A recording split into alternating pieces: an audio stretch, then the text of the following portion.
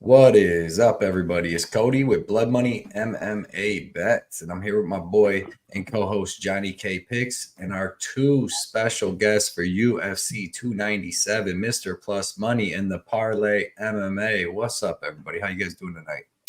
Doing fantastic. We're waiting for this card. I've been waiting for fights all week, and we're gonna have a little break next week, but that's okay because there's gonna be like 16 fight cards in a row, so it's gonna be great. Is there something like that? 16. Absolute. Yep. Canada. I'm jazzed, boys. This should be a great card. Some real good fights, and there's a couple that I'm going to skip too. So just pay attention, guys. We got some great info for you. Definitely. The Parlay MMA. How you feeling tonight? I'm good, man. I'm pumped for this card. The long layoff with 3 or 4 weeks with no UFC.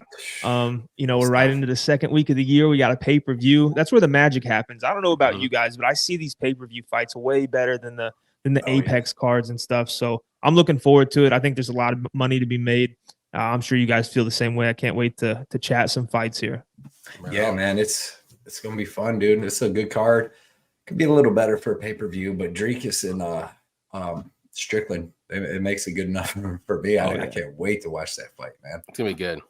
So, Mr. Plus Money, man, where can we find you? What do you do, man? What's up, guys? Mr. Plus Money here in the house. I specialize in delivering bags, first and foremost. But you can find me. My biggest platform right now is Instagram, but I am on YouTube. Everything is the Mr. Plus Money. It's just how it's spelled and sounds right there on my little thingy right here. But yeah, guys, again, when we're here, we're trying to deliver you guys bags. If you see me looking at my phone, it's actually just checking the screen, the stream, sending it out to more people. We want to get as many people some money tonight. There we go. Definitely. And the link to Mr. Plus Money's Instagram is in the description. If you go there, I'm sure you'll be able to find everything, and puts out excellent content all the time, excellent bets, everything, making bags. The Parlay MMA, how you doing, man? Where can everybody find you? What's your favorite thing to do? So you can find me on all socials, mainly TikTok, Instagram, and YouTube, all at the Parlay_MMA. Giving out bets, predictions, breakdowns, other content, trying to post as much as possible. So yeah, posting daily. Always got the content up there. Again, appreciate you guys having me on. I think we're gonna have a lot of fun. Hell yeah. Putting out the good information and the good news when it comes out. Definitely. That's why I wouldn't have both these guys on, man. They put up a lot of stuff. They're both on TikTok, on Instagram, Twitter, YouTube, everywhere. So and they put out a lot of information and a lot of different bets and stuff. So they're definitely worth a follow. I follow both of them and look at their stuff all the time. No, I want to piggyback that. My man Parlay MMA puts out some seriously awesome content, and I personally know how hard it is to make that shit happen 3 times a day or more. I just want to commend you, bro. You're doing a good job, and your followers are blowing up for a reason. No, I appreciate it, man. Same to all you guys too. I see you guys' stuff every single week. Some of the best in the game. So all of you guys keep crushing it too. Yeah, appreciate it. So yeah, I don't do it because you guys do it too well. I don't want to even jump in. It's gonna look like crap if I do. So. No, you just got to do it, man. It takes some time, that's for sure, man. Like a lot of people don't know how much time it takes to even make like a video and you guys edit and stuff, I'm sure. I don't know what you guys get on TikTok. So Josh was telling me, he's like, you got to get on there because like it's easy to edit videos and make different stuff on there. He said, user friendly on TikTok for the editor. Yeah. But yeah, man, I honestly like and the Parlay or Parlay MMA, I'll probably tell you guys straight up. Parlay Play, that app, we're on it. I know we all are. The Parlay MMA, I'll probably tell you guys, like, I want to get more into this, what you guys do, the YouTube, the streaming, being here, chopping these ones up. So this is dope, man. I just noticed Happy Dad hat too, bro. It's fire. Yeah, oh, thanks, man. One of the managers in Florida sent it to me. Love that. I was like, I'll wear it. I like it. I like a good white hat. Yep, can't beat it. I got a nice one. Cheers to the viewers, boys. Yep. Cheers, everybody. Cheers. So let's say what's up to everybody in the chat, and we'll get right into these UFC 297 fights. Octagon Outcome MMA, what is up? He said, looking forward to the show, boys. Broke my foot, so I've been sitting here all day with nothing to do but ponder the fights this weekend. Dang, man, I hope my foot gets better. Yeah. Damn, that's a rough one. Especially, I know you train and stuff like that too, so that sucks, man. But get well, man. Yep, hopefully it get better, and we're going to win some bets. That'll definitely make it feel better. Our dude, Scott Lawson in the building. What's up, Scott? He said, I have arrived. Heat praise upon me, please. Yeah, Scott's a good dude. He's a good dude. Funny. I give him that. He said Johnny's growing on him a little bit. Yeah, it's always a good thing. It's a good thing. Takes a little while, trust me. I'm an acquired taste. I'm an acquired taste, and then you get the you know once you get that aftertaste, sipping on your first like, beer, and then you're like, I don't like it, and then the next sip you're like, all right. Third, you're like, I'm in. Takes 3 shows. 3 shows, and you're good to go. Dennis, what's up, man? He said, let's get it, man. Luke, what's up, y'all? I got Katona, Curtis, Jourdain, Parlay. Let's get it. Nothing wrong with that. Yo, Cody, I want to introduce you to my boy Slick too. You guys would love to have him on the show. His knowledge is amazing, bro. Sweet. Yeah, definitely. Sure. I follow him. I think I follow him on Instagram. Oh, you guys got to connect, bro. You guys are all dope. Yeah, we'll have him on. We're always looking for people, so. Definitely. Look, I'm sharing this. You guys want me to tag you real quick? I'm going to share this. We are live. Tag us up. Tag it up. Go. Let's go. Let's get a big old chat tonight. Why Houstro, our dude in the building? What is up? He said, let's go, man. Appreciate you coming out, hanging out with us as always. We got Mr. Plus Money. Let's get bags we'll be getting then. Yes, sir. Chronic Combat, the dudes with Chronic Combat. We got Ty and Guru. What is up? He said, let's go, boys. Amazing gang here, man. We appreciate the shout out. Everybody check out Chronic Combat Conversations. Them 2 dudes are awesome. Putting out good information. Check them out on Twitter and on YouTube. Put out good videos, good breakdowns, and they got excellent guests. And then on Twitter, they just put out funny stuff and good news. So 2 good dudes. So check them guys out for sure. Johnny Newquist in the building. What up, Johnny News? Thank you for the dono, man. He said, looking forward to 297. Who gets a KO? Ooh. Johan. That's a good one. That's the first one I thought of. I was thinking from top or bottom to the top. So I'm like, Johan's the first one. I think he gets the KO. You know what? Who gets the KO? I'm gonna go with I said Leoness. I'm gonna go with CD. I'm gonna say Arnold Allen. Oh, I like that a lot. I like that a lot. I don't mind that at all. Man, I'm gonna say Malott. I think that everyone's gonna be looking for the sub. The dude's heavy-handed. If he comes out there, I think it's got to be in the first round and a half. But I think Malott surprises some people here. Yeah, I like Malott. Yeah, I don't mind that at all either. Let's see. White House says, feeling super frisky about tomorrow. I know it's good. First pay-per-view of the year. Get the jitters, man. Get the jitters. But shout out to John for the dono, man. This show's brought to you by and sponsored by Johnny News. He said, S Blood 3000, what's up? He said, yo, hell yeah. Been effing with Blood Money for a while, and recently I've been on Mr. Plus. So sick to see you guys together. Yep, this is my dude. He's been on the show a couple times. It's always a good time, man. He definitely knows this stuff. Everybody knows that. Word up, mother fluffers. What up, Raw Torque? Got Raw Torque in the house, man. How you been? Hopefully everything's going good. Appreciate you coming out, dropping a comment for us. Ryan Jordan, sup, y'all? Gonna be a fun card. It is. Usually these Canada cards, they pay out, man. Like they put out good fights. Crowds go crazy and make the guys fight more. I like it. New York, Robert Saldino, what is up? He said, let's go. Main event is very interesting. It is. He says, DDP for real? Is Sean about to get ground and pounded, or will he outclass by boxing Dricus' ear off? That's such a good question. I can't wait to see. It's really one of them fights where I feel like anybody that's like, this is what's going to happen. You don't really know. Like, it's so hard to predict that fight, and it's going to be so good because they're both freaking alpha dog, tough dudes. It's like when Yuri and Pereira fought, and they're just 2 alpha dogs. Dude, just stand in the ring. They wouldn't take their fucking eyes off each other. Them would be like 2 kings or something from back in the day. That would have fought out on the battlefield. Any locks? Yeah. Any locks? Locks are coming. Just stick around. You'll hear some. They'll be here, Lewis. Nate Brown with the dono. Let's go. Anybody else on that Jourdain sub prop? If this fight goes to the ground, if Woodson hits him with some club and sub, or Woodson's stupid enough to shoot on him, he's getting that long neck choked out. That guillotine's sick. I lost money on Hamos last time because Bonata. I had them both. Then Fade and Jourdain. There's a prop that not a lot of people have been like, I haven't seen anyway, that are on. I like Jourdain round 3 prop. I think it's at like plus 1,000. He wins a lot of his fights in round 3. He does. If he gets a finish. Yeah, you see Woodson was looking a little tired and he was getting hit against Bazooka in the third round too, and Bazooka was gassed. Yeah, Woodson's hittable at times. And he's not dangerous. Bazooka's not. Jourdain's dangerous. So that's a good point. But man, shout out for the dono, Nate Brown, and always just hanging out with us, man, and commenting, helping out with the algorithm. S Blood, hell yeah, Slick Montana, Brasco, let's go.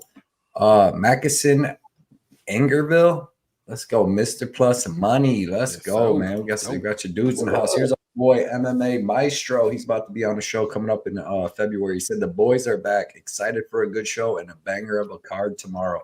Hell yeah. Let's go. Everybody follow MMA Maestro too on Twitter, man. He puts out good bets, puts them out week of the fight so you know what he's got and everything. And like I said, super sharp. He's been on the show a couple times. He's going to be back on for sure. I know he's starting a YouTube up too, so check that out as soon as he does.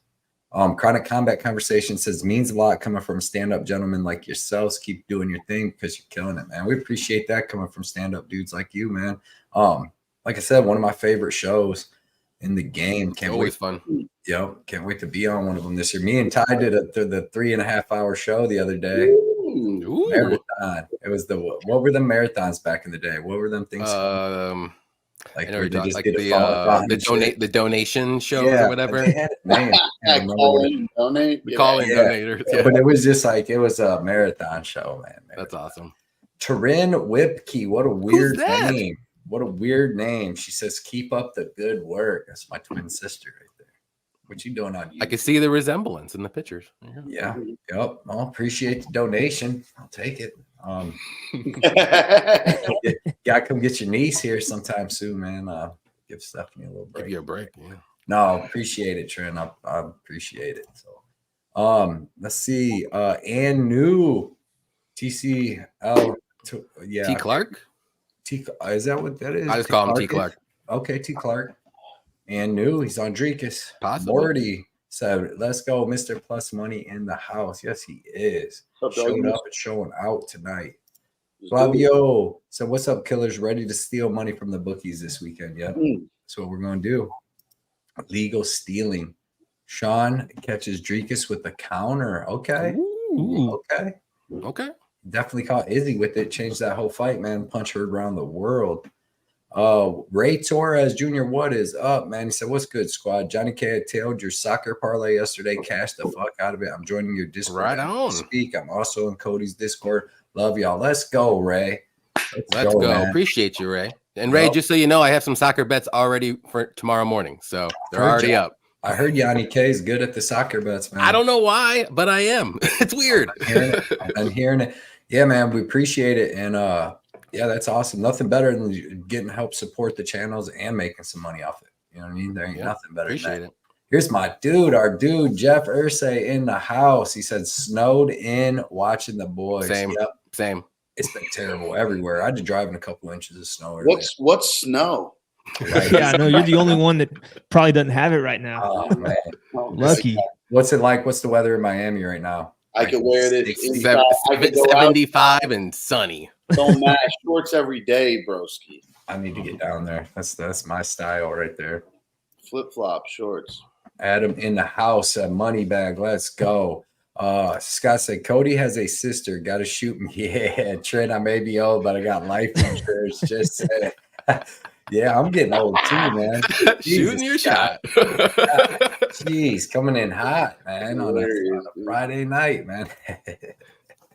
Everyone's off work. They're feeling frisky. Got some juices flowing. Hey, man. Robert said snowing in New York. I guarantee it. Oh, they get a lot of snow in New York, right? I'm sure that Buffalo game this weekend is going to be crazy with snow, and they're getting people. They play Kansas City or Oh, that's gonna be a good one. Who's on Buffalo? Who's the other AFC teams left? Oh yeah, the Ravens and Texans. Then yeah. Yep. All right.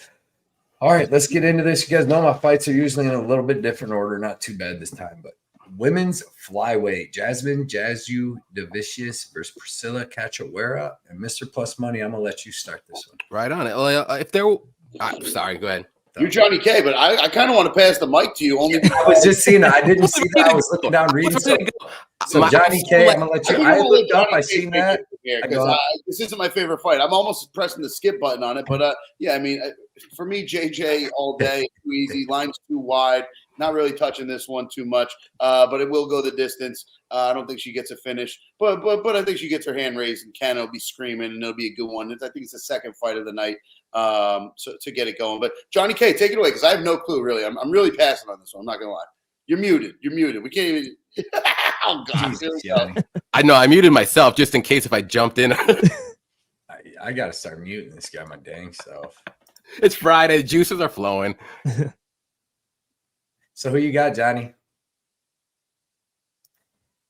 I see that you muted me. All right, Johnny. Okay. Who you got? Is it my turn for real? Yeah. All right. I was gonna say, if there was ever a lock on this card, I think this is probably one of them. I really like Jasmine to win this fight. Cachoeira always has that chance to, she has that power in her hands to get the knockout. But we've seen Jasmine take tons of shots from really strong women as well, and she just keeps marching forward. So Cachoeira has no ground game. So if Jasmine can get the takedown, I think it's pretty much gonna be game over. I can see a ground and pound knockout in this fight too from her.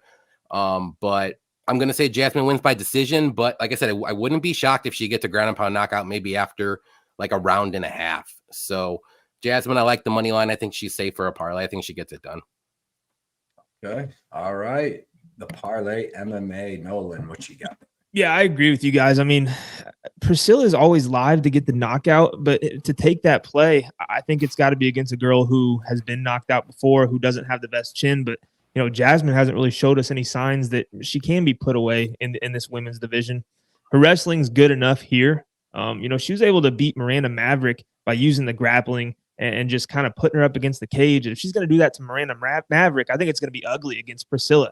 Priscilla's takedown defense hasn't been the greatest. She is strong. She could stuff a few, but as the fight goes on, I think Priscilla gets tired. Jasmine really takes over, and I wouldn't be surprised if you see some kind of third-round stoppage, sub. Ground and pound most likely, but Jasmine, if she had more of that grappling offense, I'd love to be hammering her late in the fight here, but for me, I got to stay away on this one. Right. Yeah. I like Jasmine a lot here too. We've seen Priscilla fight and she has no takedown defense. Like every time she's fought a grappler that's landed a takedown, she's got beat other than one time, and that was Shanna Mazzani. Gina Mazzani. Okay. But she gasses out. So I mean, if she won the first round and a half till she gassed out, but every other girl that's been able to take her down just kept taking her down, either ended up finishing her or just beating her up to the judges. She usually gets submitted, and I don't know if Jasmine really submits girls. She really don't finish any girls. Like I don't think she's had a finish in like 6 or 7 or 8 wins or something like in a row now. I think it's all decision. So, but she's super tough, super durable, never been finished herself. Priscilla Cachoeira is so easy to take down. She stands straight up and walks forward with her hands up. And then like when you get her against the cage, she's so easy to take down. Like Mr. Plus Money said when Miranda Maverick, or maybe the Parlay MMA, but when Miranda Maverick was just ragdolling her, just like every other grappler has, Jasmine should be able to, because Jasmine was able to out-grapple Maverick. I know MMA math don't work out, but it usually does. If somebody can take someone down, the other person was taking the other person down. Usually they can take the other person down too. So give me Jasmine. I'm thinking a 3rd round finish or decision. I think that maybe she just beats her up, because that's usually what happens over at Cachoeira. She don't have no jiu-jitsu to actually like use moves to get up, so she just keeps trying to explode. Usually gasses herself out and gets finished. So I'll take Jasmine. I got her in a parlay with someone coming up later, but I like her. I mean we've seen this exact fight style beat Priscilla Cachoeira numerous times. I think it works here again. Let's see. We got 138 MMA in the house. He said, fellas. He said, I'm only here for a little while, but I'm here, man. We appreciate it. You coming out, Tyler, hanging out. Everybody check out 138 MMA also on Twitter, Instagram, YouTube, everything, man. He puts out all kinds of videos. He puts out excellent information. He's definitely worth a follow if you already haven't. We got G Nakagawa, said Gina. Yeah, she's terrible. I was surprised to hear Jasmine saying I went to 135 because Cachoeira could not make weight. Yeah. Cachoeira always has weight issues, and I guess they had to agree on a bantamweight weight because she can't make 125. I don't know why the UFC keeps letting her, set up 125 matches. I think that she missed it with Lipsky before, and then they had the fight at 135, and then she beat the shit out of Lipsky there. Yeah, I don't like it going up a weight class, but it shouldn't help her takedown defense having some extra weight. Ray said, Johnny, I'm on your Discord right now. Where's the soccer place? Johnny said, I just stopped betting soccer. You're on mute. You're on mute, Johnny. What happened? Are we good now? Yeah. Okay, good. I couldn't see because that thing. Sorry. But yeah, if you are a core member, you can see the plays. I didn't put them out for free this time. Sorry. Oh, okay. AJ in the building. He said, don't worry, fellas. AJ's here. Mr. AJ, Mr. himself won the Tapology page. Won the winner. That's tough to do. I got to put it in the lineup this time. But we appreciate you coming out as always, AJ. Let us know who your picks are because you're always killing it, man. You definitely knows what he's talking about. Steven Talbot says, love you, Mr. Plus Money. Let's get these bags. Bags, baby. Samao said, I need locks. This is the place to get them. Listen. It's the place to get them. Jason's in the building. So, Mr. Plus, let's go. I need locks. Toilet Face in the building. What's up, Toilet Face? Real Fight Picks. What's up? He said, I'm only here to see if Blood Money MMA is still on Viviane. I'm waiting. That line going up don't scare me. It only makes me more reassured, man. Ray said, my fault, Patreon. Okay. Tijuana Raf, what's up? Mr. Plus, keep sending me those bags. Yes, sir. That's what he does. Totally Fest said Ray Torres Jr. Arsenal to lose. Okay. Latrell Spencer, what's up? Real Fight Picks, Viviane, round 1 finish, and Latrell knows what he's talking about. I feel like Latrell shortened up his name. Did he have like a nickname in the middle before? Yeah, he had a longer name than that. That's what I'm saying. I like it. I like the new one. He tightened it up. Same picture, but yeah, I like it. And I like what you're saying too. Bro, I definitely cashed out for you and Cody. Let's go. That's the way to do it. I love Pollyanna. Me too. I do. Real Fight Picks. Latrell Spencer, that is literally her only chance. She puts everything in the round 1, and that's what she's going to do this time. Yeah, Jillian's so slow. She had some problems before her last fight. Flavio said AC Milan minus 135. Okay. I like that. Arnold Allen money line. Let's go, Mr. Plus Money. Let's go. Would make my year. Yeah, it's a good possibility. And that line was crazy for a second. And there's a lot of the year left. I'll smoke a bong with you guys. Stop commenting so we can go to the next fight. We are going to the next fight. Men's featherweight division, Charles Jourdain versus Sean Woodson. Whoa, we're going to this fight next. Holy yeah, bro. Shit. That's just let me scroll up. Let me scroll down on my notes. Let's get excited. No, I'm good. I ain't even gonna say nothing. Let's go. The Parlay MMA. How do you see this fight going down? Man, I kind of flip-flopped a little bit earlier in the week before I really watched any tape and dove into the stats. I liked Woodson as the dog, but in Canada against Jourdain, I mean, come on. Jourdain's showed obviously he can box with everybody. The Nathaniel Wood fight he lost, but he was also clipping Wood with some good shots too. He showed some good speed and showed some good durability.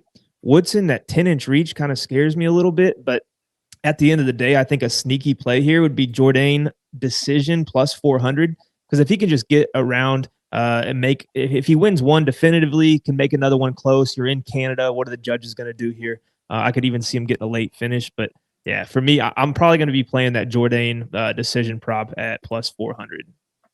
I don't mind that. Mr. Plus Money, what do you got? That's a great fucking take. Yeah.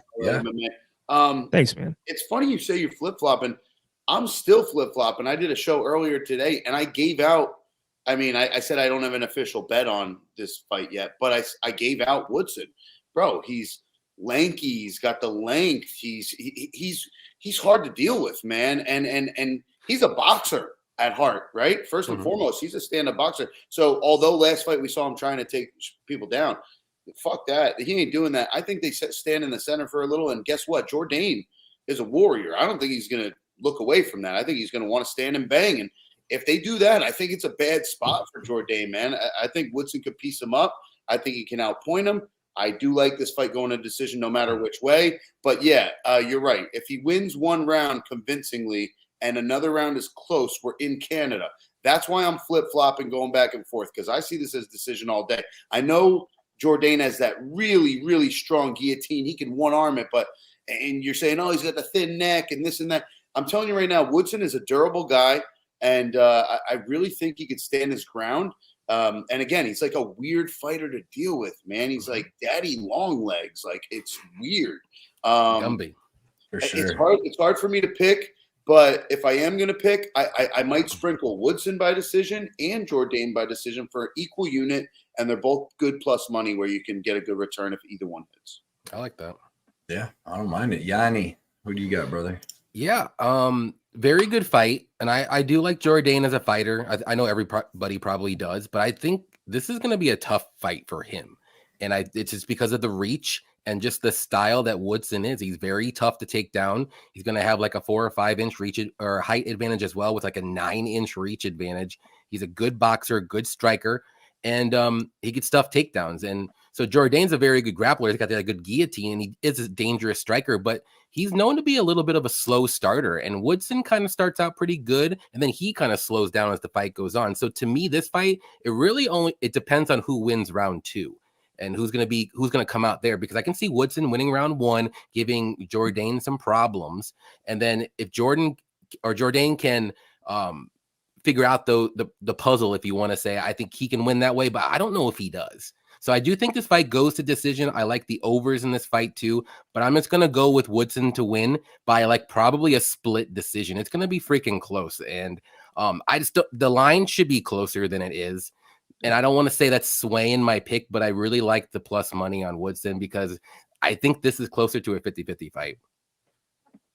Yeah, I agree with you guys, man. It's definitely sketchy. And Woods are like Jourdain's so hit or miss. Like sometimes he looks like $1 million, sometimes he looks average. Like he was losing to Marcelo Rojo and had to finish him in the 3rd round in order to get that win. Like looked okay against Andre Ewell. Like that was back and forth. He's had some good fights. Usually he has his good fights when I bet against him, to be honest. I bet Lando Venata. I bet freaking Ramos. So I bet Ramos too.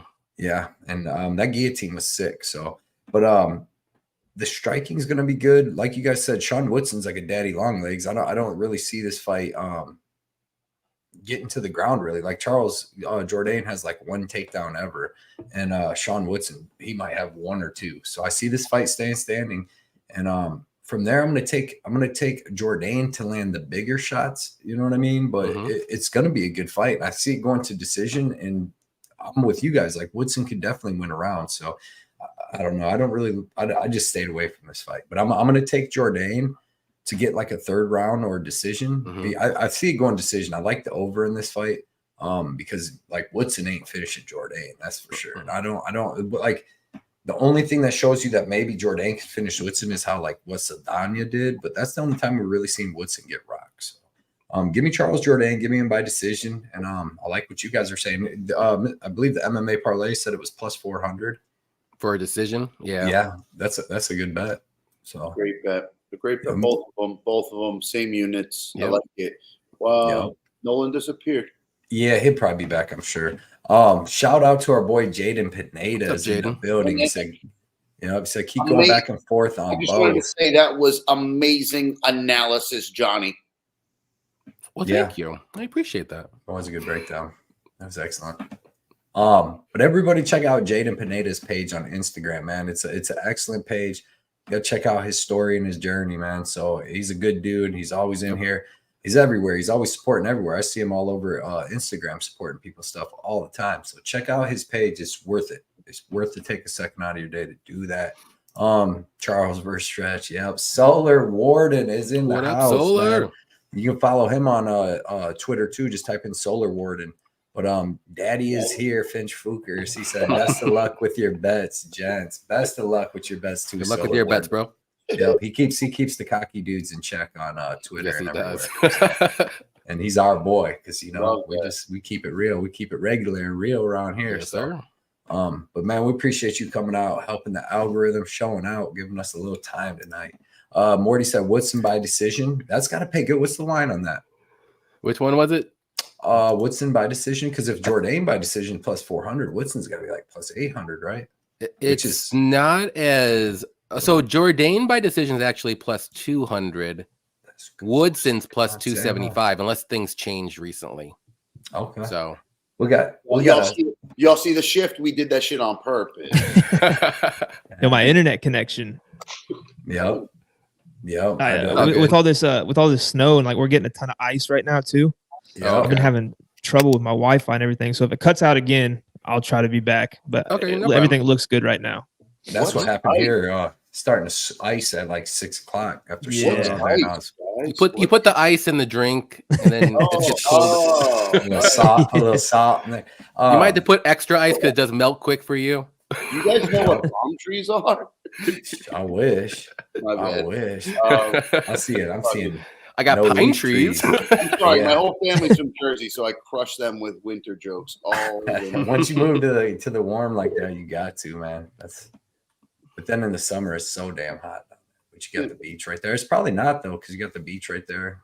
My mom calls me. She's like, "You got fucking 8 inches. You're not here to shovel me out." I'm like, 8 inches of what? My snow. What do you think? What's snow, Ma? I forgot what that is. Shade. You know, when you're gone for so long and you forget about those things. Slick Montana, what's up, man? Everybody follow Slick Montana on Instagram too. He puts out good information, good videos, good bets, good all kinds of stuff. He said, "Okay, I'm finally here. Let's go. AJ likes Jourdain by decision. Okay, this looking good. So you say Jourdain by decision is plus 400? That's a good bet. I like it. Yep. Home field. I don't have the odds in front of me, but if Woodson's probably got to be like by decision like plus 650 or something. Yeah, which is I would huge. imagine, yeah. And I see this fight going to decision on DraftKings right now. It says plus 275 for Woodson and plus 200 for Jourdain.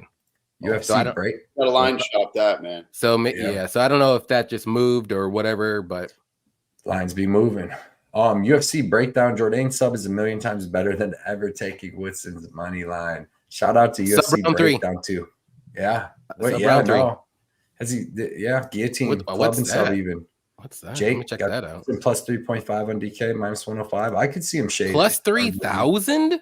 Oh, for what? Oh, three. Jourdain round 3 sub is plus 3,000. He's done that twice. What's just round 3? 1,000. That's not even bad. Shady in the building. He said, "I'm here for my Chinaman chances." He said, "Forget about that plus money. Let's go." Yeah. He said, "China." Hey, I put in one last week, and if I wouldn't have put in that bet, because like I said, I didn't want to. Like I had on my Patreon 2 of my top 10. The second one was the under 1.5 in Gene Silva fight because that was not going over, and then the other one was the Phil Hawes. That was like my 7th best bet. So when the Cop fight fell off, I put them 2 together. And it was like minus 188, but man, it hit. And that's what saved me. Because if I wouldn't have put that in, I would actually lost $10. It's a system thing. But skinny guys are easy to choke out if they aren't grapplers. Yeah. But yeah, shout out Shady too for coming out, man, hanging out with us. That's our dude. Yes, skinny guys are easy to choke. Yeah. If they aren't grapplers. Slick said the difference in this fight is Jourdain turns into a creature we never see. He does, man. He goes for it. That's why he's so fun to watch, dude. I think Jourdain's leg kicks are crucial here. Yeah, nobody really kicks out Woodson's legs, and he's so heavy on his lead leg, being just strictly basically a boxer. He does throw a lot of front kicks up the middle now. Allen KO, 62 watching, 22 likes. Smack the like button. Come on, y'all. We got 71 in the house. Hit that like button for us. We love all the comments, though, man. This is nice. Wes Silva seems way more confident than Pennington. Yeah, she does. That's one thing Silva is. She's very confident. Vlad said, "Suck it, Johnny." What up, Vlad? What up, Vlad? Man? Everybody check out Vlad's Celebrities and Classics channel on YouTube and on Instagram, man. He puts out tons of great content. He puts out him. He's been training to beat up Johnny for some time now. We don't know why, but he literally has a punching bag with Johnny's face on it. And he's just jab. Like he sends me the videos on the daily. Just so I'm a like personal message of him, like, just crazy, not kicking somebody and stuff. I seen it. I like it. I think it's amazing, Vlad. But we can't wait to get Vlad back on another show too. Oh yeah. I like the Allen KO or sub decision at plus odds. Okay. That's got to be good plus odds. Yeah, man. Hit the like button, says Mr. Plus Money. You got to for the bags. Alan KO Movsar is begging to get fed an uppercut. It's possible he's been hurt in a bunch of fights. Dude, Solar Warden with the $20 dono. He said, let's turn this 20 into 200, motherfuckers. Can do Hell that. yeah. That can be done here. That can be done here. We need to come up with a good show parlay at the end. Okay. I'll think of something. Yo. Johnny keeps a beer. He stays with the beer. Miller Lite. He's going to get sponsored. He's trying to get sponsored. Only Bud Light's been calling for some reason, though.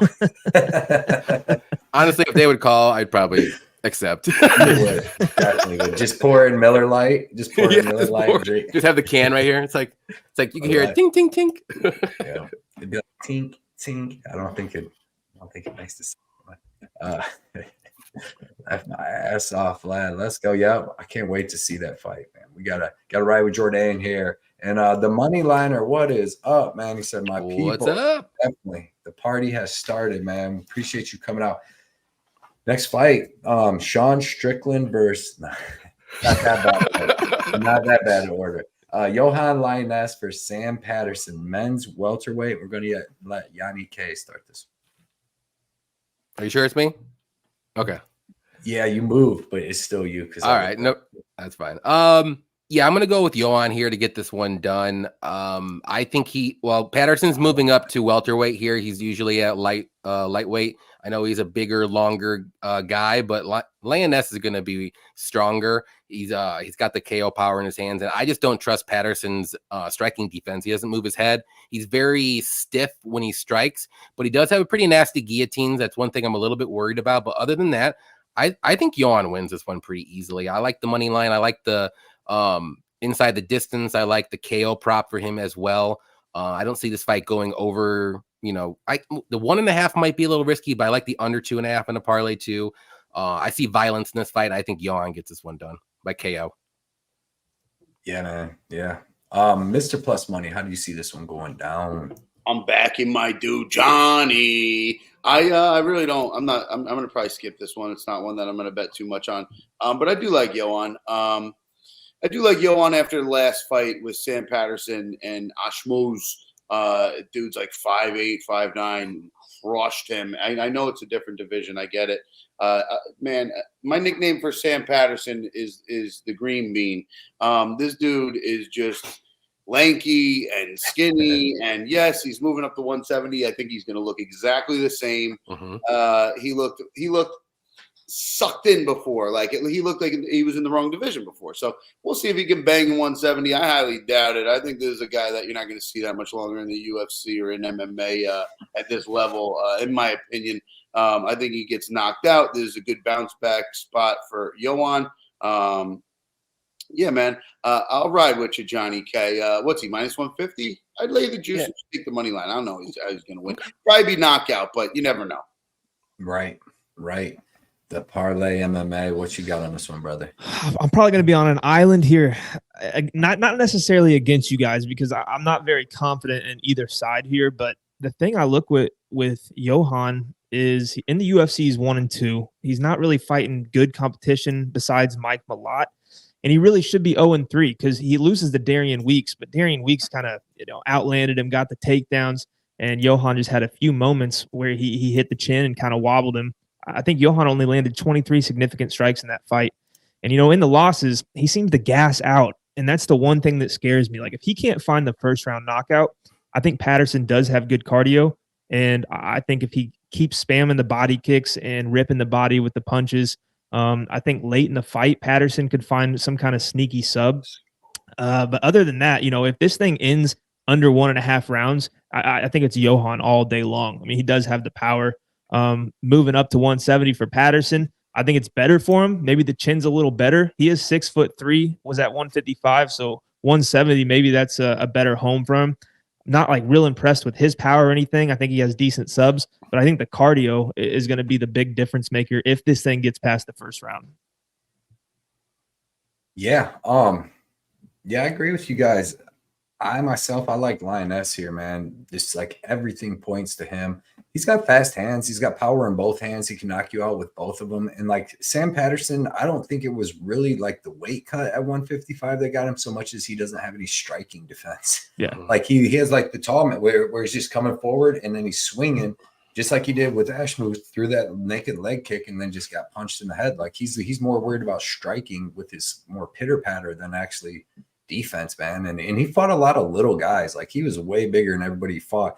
And he fought a lot of grapplers that would try to take him down, just like the dude on the Contender Series. And then they would gas themselves out because he's so big, you know, and just trying to take that big dude down over and over. But I've seen him get hurt and dropped in almost every fight he's been in that I watched. And I watched a lot of tape on him. Even on the Contender Series, he beat that jiu-jitsu guy, and that dude dropped him in the first round.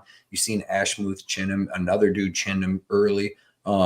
And he's been dropped even in the fights he came back. And now he's coming up to 170 to fight a dude. And I know everybody, like a lot of people think that Johan only has like 5 minutes of gas. I think he has a little more. When he fought Gabe Green, like Gabe Green is he's a tough dude at 170.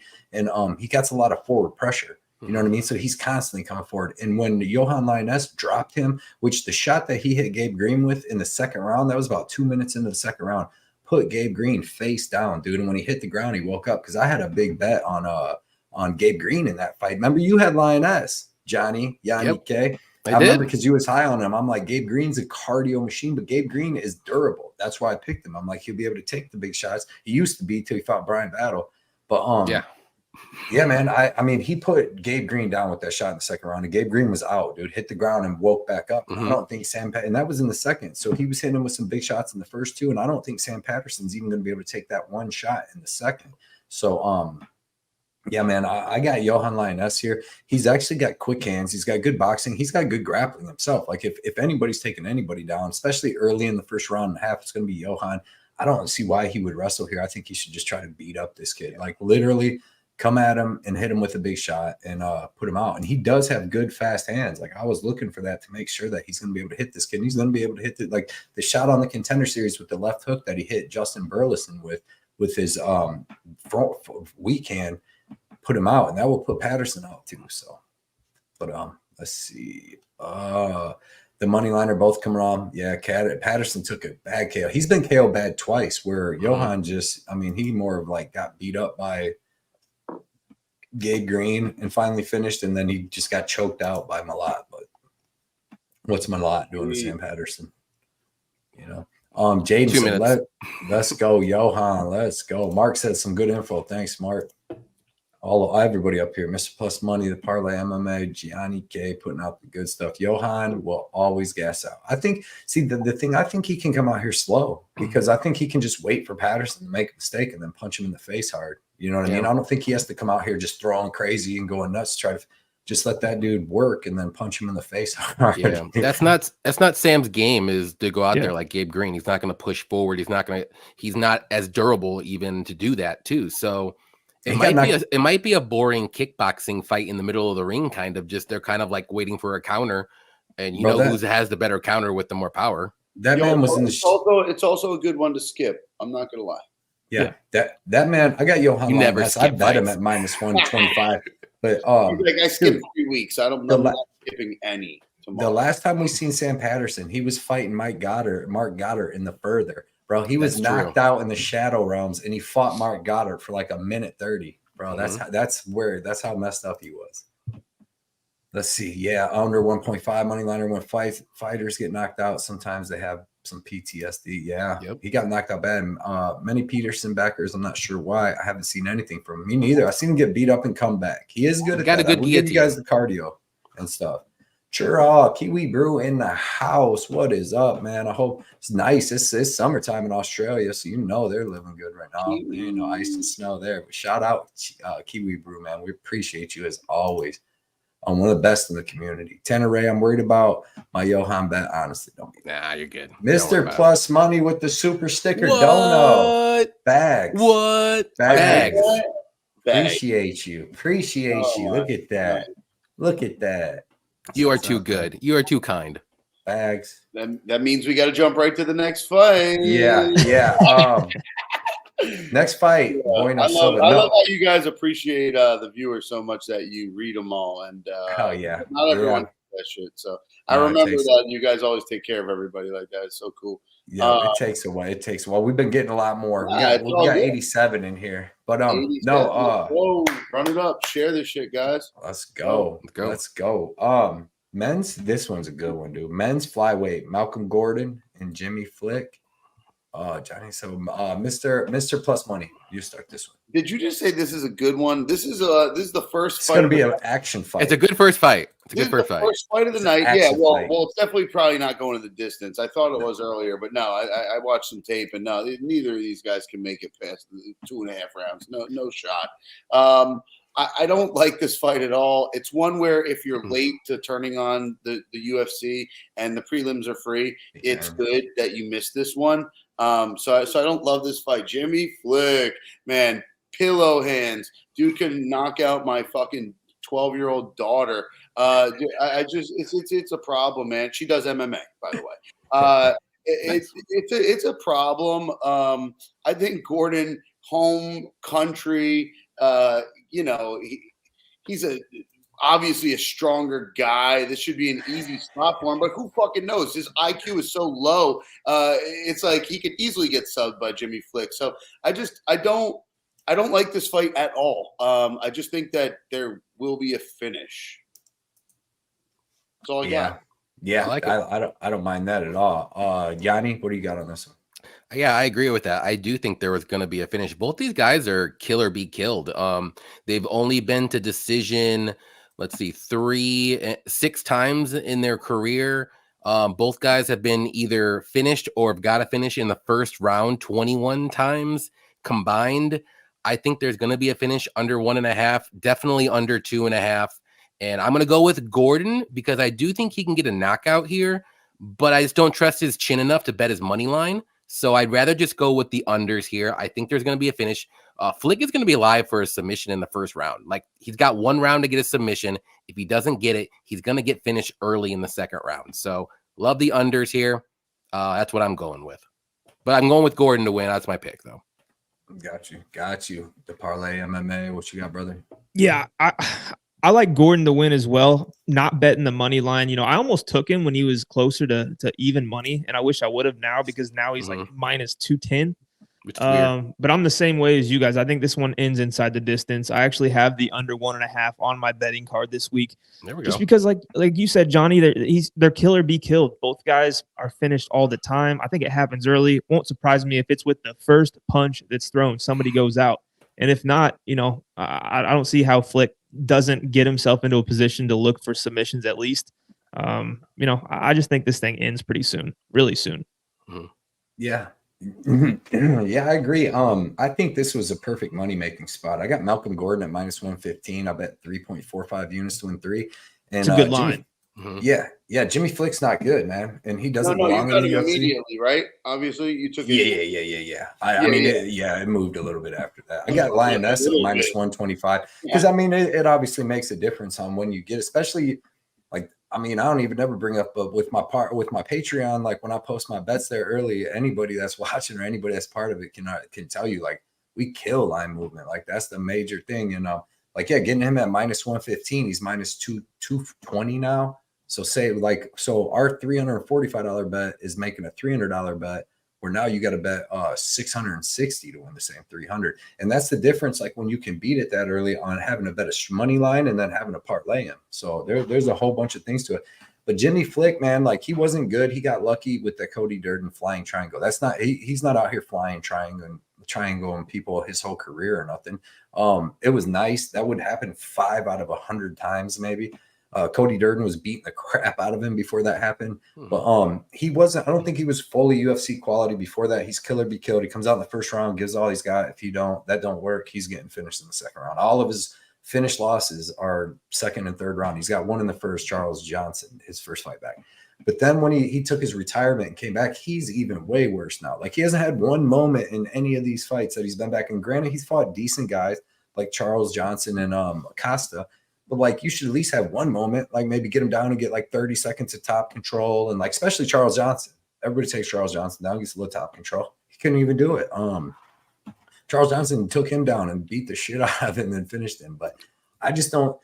Malcolm Gordon's a black belt in jiu-jitsu. He's been submitted twice. I've heard that all week. But he got submitted by Amir Albazi and Muhammad Makayev. Like, we are not putting Jimmy Flick in them conversations.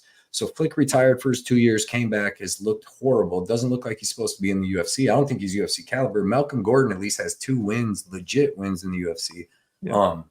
where it wasn't like fluky or nothing. Like he dropped Bondar, then he put him in the armbar that ended up breaking his arm. Like it looked like he broke it posting up, but if you watch it, I'd have bet on Bondar. You could tell the armbar broke his shit.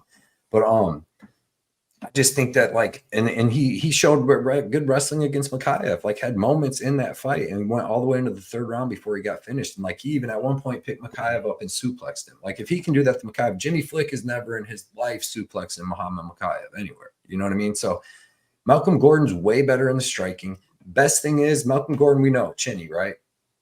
Good thing. Jimmy Flick's never had a KO. 23 fights, 0 KO. So he's not knocking anybody out. I think Malcolm Gordon's got better striking. I think he's got, just as good, if not better, wrestling. He's got better cardio, and he's actually tougher. Like if Malcolm Gordon doesn't get knocked out, he's a good fighter. Like he's tough. You've seen with Mikhaev, with Figueiredo and all them. So I think Gordon smashes Jimmy Flick. I think he comes out. I think he's got the wrestling to keep it standing, and I think he's got way better striking. Like you've seen him hurt Bondar right off the bat and stuff like that. I think he can do that to Flick. I love Malcolm Gordon here. Like I honestly think like the next fight will be fading him, obviously, right? He's going to fight somebody that's going to be able to actually punch, and then we're going to fade him, and maybe we'll get a decent price because he comes out here and looks great against Jimmy Flick. But Jimmy Flick shouldn't be in the UFC, and Malcolm Gordon's going to put him out of here. And I like the under, dude. Can we say though that if Jimmy Flick was ever to get a knockout in his career, this could be the fight to do it?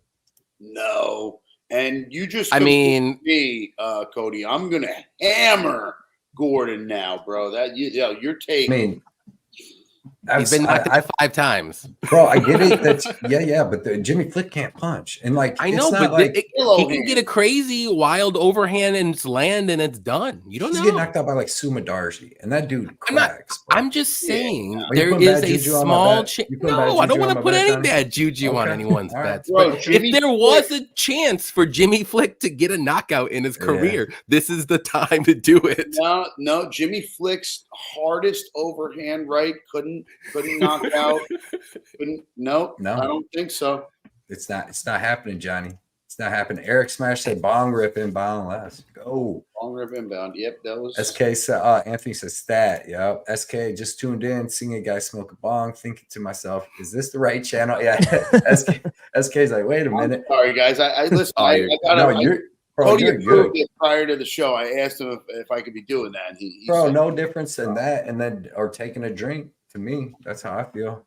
Yeah, I feel like everybody should have some fun. But yeah, that's funny.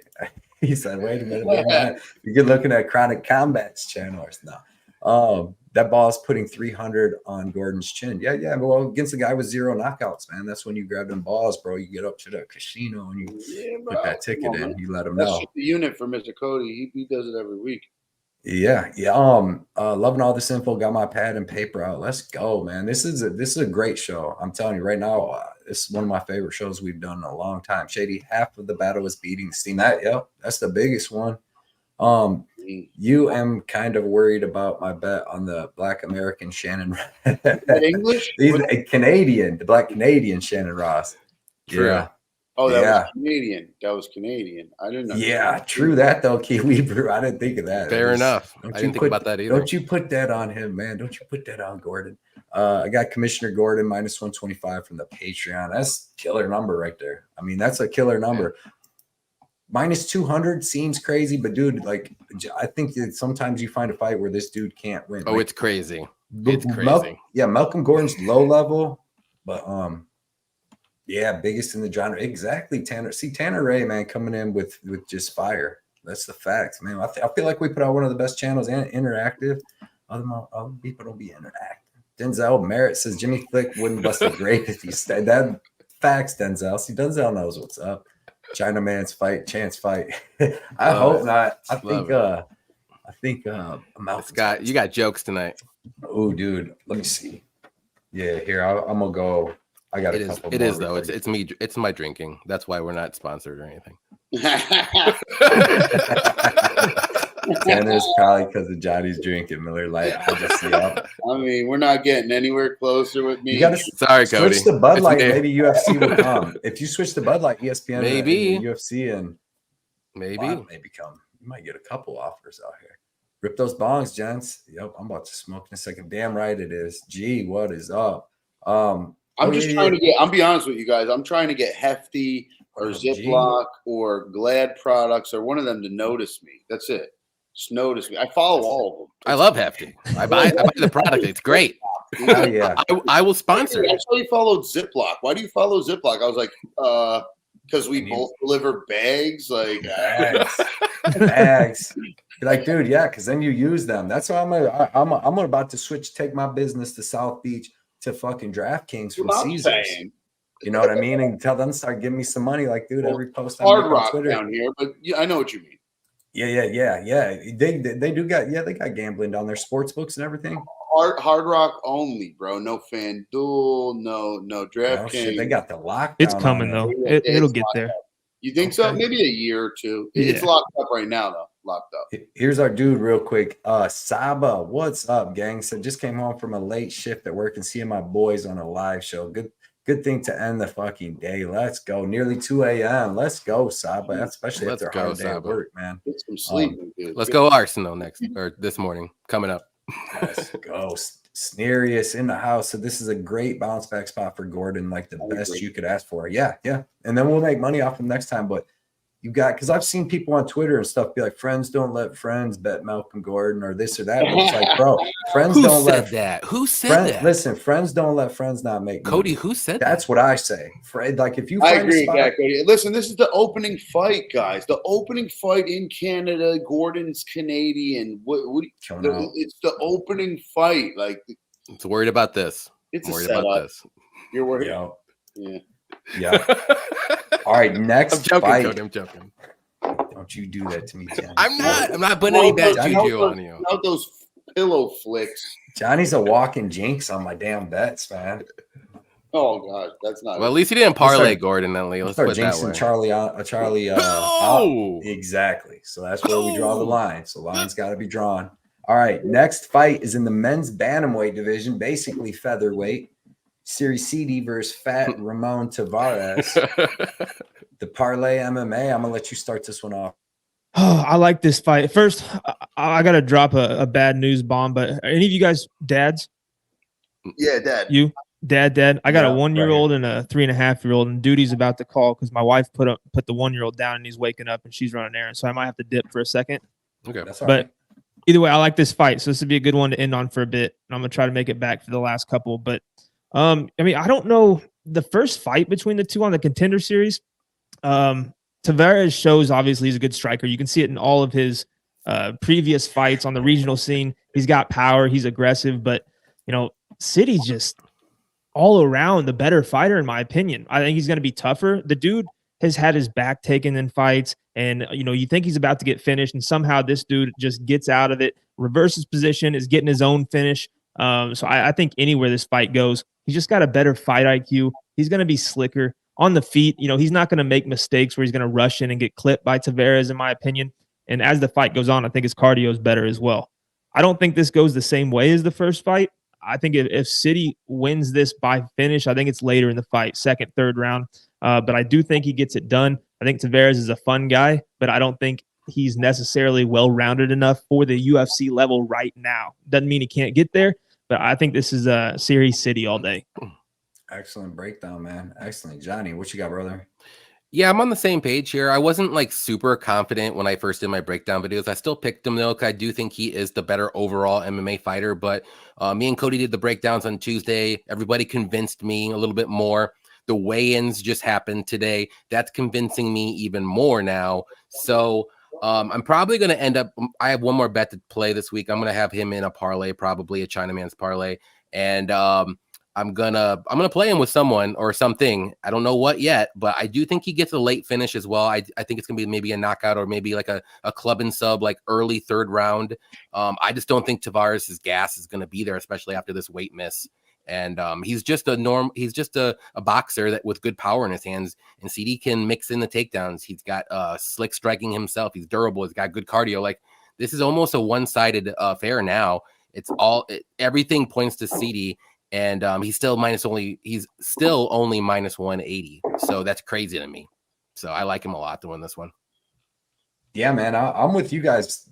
you watch tape, exactly what you guys said, man. Ramon Tavares, one-dimensional boxer, good boxer with power, good forward pressure, and he's just, uses good feints to set up his power shots and all that. But Siri City, man, this kid's well-rounded, and he's got the power of his own, and he's got the better grappling, he's got the better cardio, he's got the better durability. Even though Tavares might hit harder, if you watch the first fight on the Contender Series, like Tavares cracked him, right? They're going off. Tavares cracked him 3-4 times. Guess what happened the first time that Siri cracked him? He fucking dropped. You know what I mean? That's the difference. Like Siri's a big dude too. You see these guys at face-offs. I know they faced off before, but like this one, like Siri's like, it says he's 3 inches taller. He looked taller than that. But Tavares looked terrible on the scales. And most time, if you got a person on the last fight of their contract, stuff like that coming in, they come in overweight, or somebody fighting a grappler and they'll come in overweight to try to, not cut as much weight, not get tired from grappling and all that, and be stronger. But I don't think Tavares did that. This is his first fight in the UFC. You don't come into the UFC off the Contender Series and then just miss weight. You know what I mean? That's terrible. But I like CD here everywhere. Other than just straight boxing, CD's got him beat. And he can use the kickboxing. He can use a bigger cage this time to move around. They're not in that small cage where he was getting cracked last time. But he can mix it all together. And he's got excellent cardio, excellent durability. And like I said, Ramon Tavares looked terrible on the scales today and stuff. So I actually like that. All right, boys, I'm going to jump real quick. But I'm going to try to make it on. I appreciate you guys. If I'm able to make it back. Right? What's that? Duty, yep. Daddy duty, real daddy duty. Dude, I know. Yeah. It's crazy. I got an 8-year-old and 12-year-old, 2 girls. You're 1 and 3. I feel you, bro. You got to do what you got to do. That under 4 stage, man. It's like, if you can figure it out, we go for a minute, and you the slow pace. I had to go put on my Sean Strickland outfit. Hell yeah, you're rocking it. Cancel. Dude, I want to get some of his shirts, man. Bro. We'll see you when you get back, bro. Go take Yep. I appreciate you guys. I hope to see you soon. Yep. Any Action Effie in the building, man. Any Action Sportscast. Everybody follow Any Action Sportscast that's on a nice Instagram. dude right there. You guys should go follow him on Instagram. Yes, sir. For real. Effie's the man. He knows his stuff. He's put in the work, dude, and he puts out great content everywhere. And I just listened to his video last night, man. There's an excellent video. So everybody check it out. He's got good points of view, and he's about to go on a 10-week winning streak. Let's go. Street, brick by brick, dude. So Effie, appreciate you coming out. Alan KO UFC said. Effie said, we in this bitch. Let's go. Ramon KO first round. Okay. Putting 30 on it. Tanner, I have a bet on Sydney. Nervous. Don't be. Follow both these bums. Let's go. See, Mr. Plus Money. Mr. Plus Money. You'll like it. They put out good content, Shady. They really do. We don't have unless they're legit. Mr. Plus Money is handsome time. Mrs. Plus Money over here. She's hanging out with us too. So what are we getting into next, Mr. Cody? Next fight is Jillian Robertson and Polyana Viana. We're gonna let Mr. Plus Money start. I didn't even tell you guys who I'm on there, but I'm on the same dude as you. I think he's bigger. I think he's better. No shit. Oh yeah. He beat his dude, ass. Is that what he's gonna beat his ass again? Give us a full breakdown. Give us a good breakdown. Tavares is flashy for no reason, bro. It's cool. He's like an O'Malley wannabe. You ain't gonna be, bro. This guy beat your ass once. He's gonna beat your ass again. I like him again. I took him last time. I'm taking him again. Give me CD. And listen, like you just said, he's bigger, he's stronger, he's got a chin. He did get cracked last time. I saw it, but he ate it, bro. He ate it. And then when he cracked him, he fell down. And then some would say that was a very early stoppage. Very, very early. I'm going to tell you what, if that went another 10 seconds, he would have still gotten knocked out. It still would have been over. It doesn't matter. He's going to show you again tomorrow. And I love the line. -180. Parlay that shit with anything. I think he's one of my more confident bets on this card. Love it. Hey, Mr. Plus Money, that was great. That was a great breakdown. Got me all jazzed. You like that, right? He said jazzed up. You got me jazzed up. Jazzed up, okay. Baby. All right. This is a YouTube. Yeah, Effie always got the glasses. I'm gonna start wearing mine, dude. Especially if I do some fight companions and stuff. Mr. Plus, here we go. Listen, I'll help you guys with IG. I need your help with YouTube. We should just trade off. That's it. Yeah. Let me know. Let us know. You already know. Yeah. I hate these bets. I hate with these bets. No, I agree with these bets. Okay. There you go. That was the weirdest typo ever. Yeah, I hate these stupid fucking bets. I thought that was supposed to say I agree with you. I agree with you. You guys are completely retarded. I meant agree. Yeah, you guys are stupid. Your bets suck. I meant I agree with you. Everything. I meant I agree. They're with cool. you. I love you. You guys suck and your bets suck. I meant I agree with you, and you're all great looking. Yeah. Happy as Mr. NHL. Fire. He is. All right. Here's our boy too, Cody Dank in the building. He said, "What's up, boys? Cody? What's up?" You guys know Cody puts out excellent information. Twitter, YouTube. He's got a video out. I'm gonna actually listen to that tomorrow morning on my way to work. And he puts out great information, all kinds of good stuff on Twitter and YouTube. So check out Cody Dank, spelled just like that, man. And you'll love everything you get there, man. Great picks, great bets. Me and him are aligned on almost all our bets this week, so we're gonna hit it.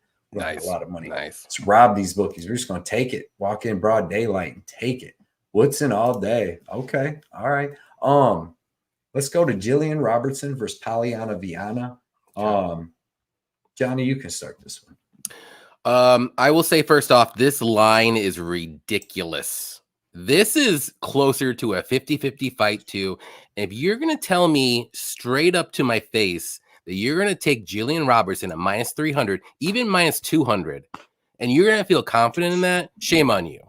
Because what if she's shown that she can out-grapple strikers? This is a grappler who is really good at grappling and can also strike, who's going to be the better striker. The only thing that Viviane is not that great at is her takedown defense, but Jillian Robertson's takedown offense is awful too.